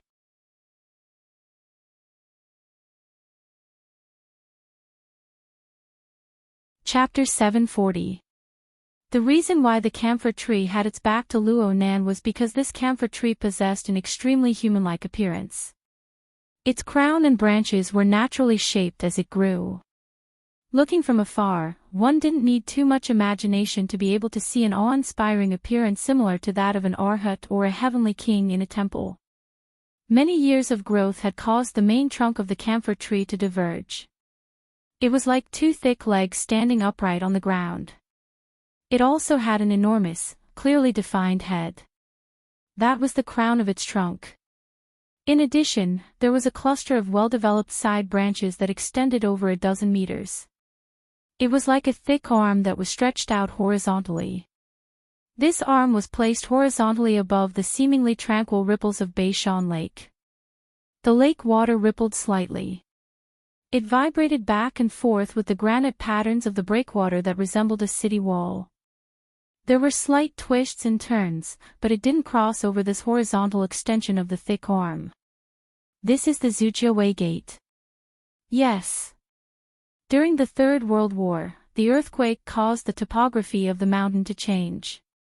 The flood from upstream poured down in torrents. Soon, it submerged the ancient capital and forced the other cities downstream. But due to topography, coincidence, and other reasons, the flood, which could have caused even greater destruction, stopped here and didn't advance any further. It formed an enormous dammed lake. Although there were many dangerous situations in the following decades, the lake water generally stopped behind this camphor tree. It didn't advance any further. The citizens of Osaka City believed that this tree was mystical, so they used the local folklore to name it Wei Gate. The general idea was that it was an imperial bodyguard that guarded the royal court. And it is rumored that the seed of this tree was transplanted from the sunken Saga County of Kyushu Island. In ancient times, Saga was called Saga, so it was called the Zujiawei Gate. Luo Nan already had a preliminary understanding of the concrete information through his own observations and the information provided by Yinlu. But listening to Yinlu narrate the rather mystical legend like she was telling a story was still a relaxing experience. Looking at the Zujiawei Gate now, it really did seem like a powerhouse with a thick and sturdy body. It exerted force with its arm horizontally, forcefully stopping the boundless water waves. And it had its back to the lake's surface, disregarding all threats. It was extremely bold and powerful. It had a sense of beauty. Of course, it was impossible for the government of Osaka City to completely entrust the safety of the city to a camphor tree. According to the records, when the city of Ban was first established, the builders built a series of dams and other water conservancy projects behind this big tree, completely controlling the possibility of the North Mountain invading Hunan. The semi-abandoned hydroelectric power station that Luo Nan would soon be heading to was one of the results of that time. The designer of the water conservancy project must have taken into account the beliefs of the people. When building the dam, he left plenty of room for the camphor tree to grow. The divine tree didn't stand on ceremony either. Not only did its thick roots penetrate deep into the ground, a considerable portion of them also extended above the ground. Green moss covered the surface of the tree, giving it an ancient appearance. Yinlu continued, actually, this tree isn't that old, only about 100 years old. However, its growth is very vigorous, and it's even larger than some 1,000-year-old trees. Logically speaking, there should be some abnormalities. It's just that the plant's mutation is relatively mild, and Osaka City's government didn't find any obvious problems after monitoring it for a long period of time, so they left. Luo Nan gazed into the distance and muttered, "The incense is quite exuberant." It was around 8:00 in the evening, the time when the citizens would go out and relax. Quite a few residents and tourists came before this camphor tree. According to the local custom, they would go before the tree, high-five, and put their palms together in respect. The stream of people under the tree maintained a relatively plentiful state. They came in an endless stream, and it really did look quite intimidating.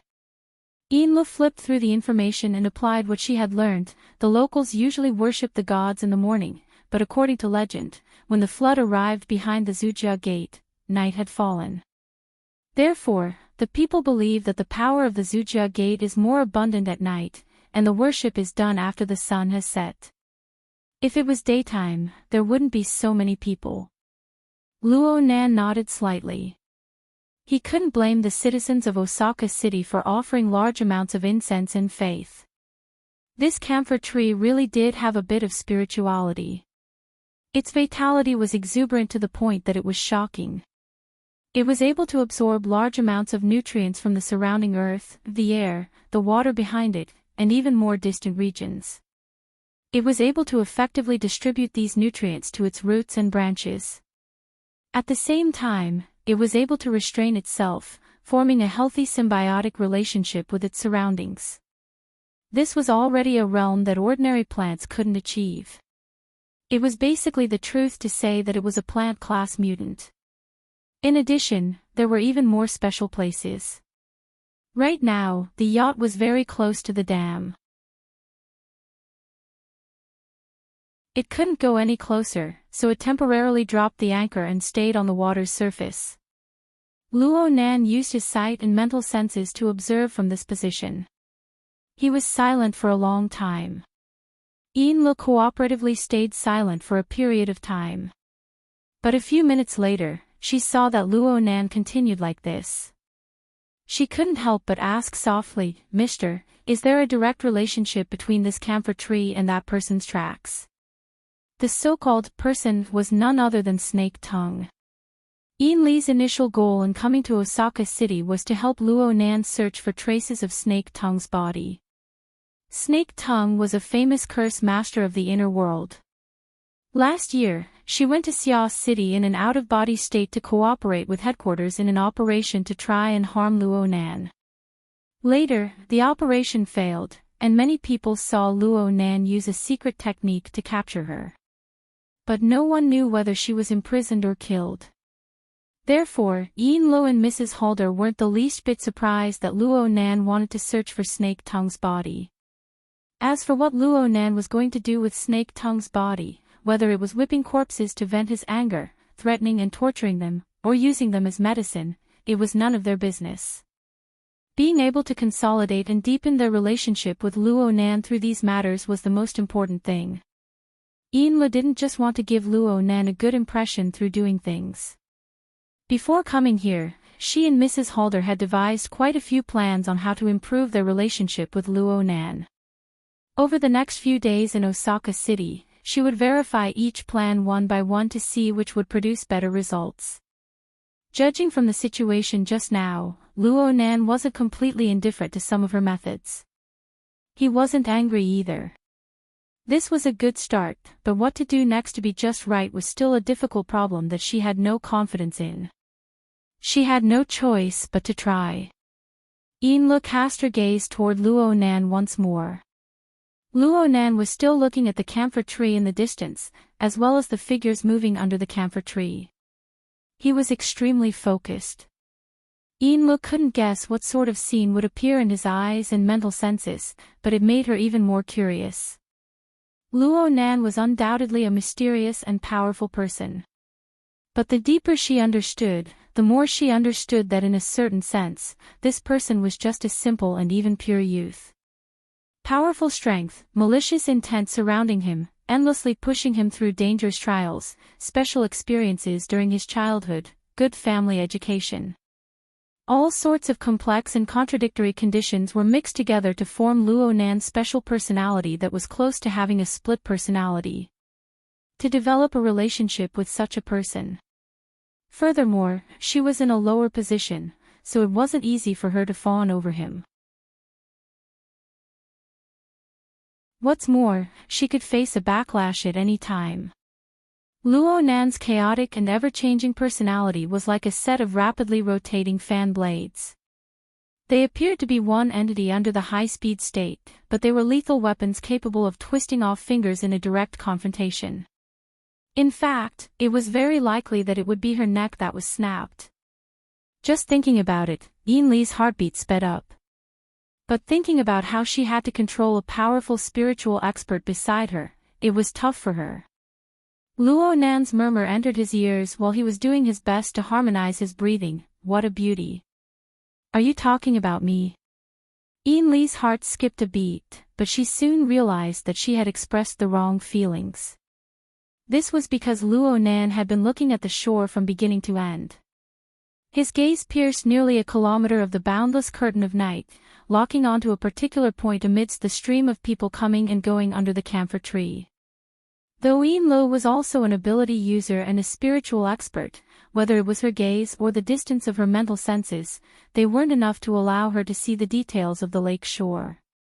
She could only indulge her thoughts and speculate.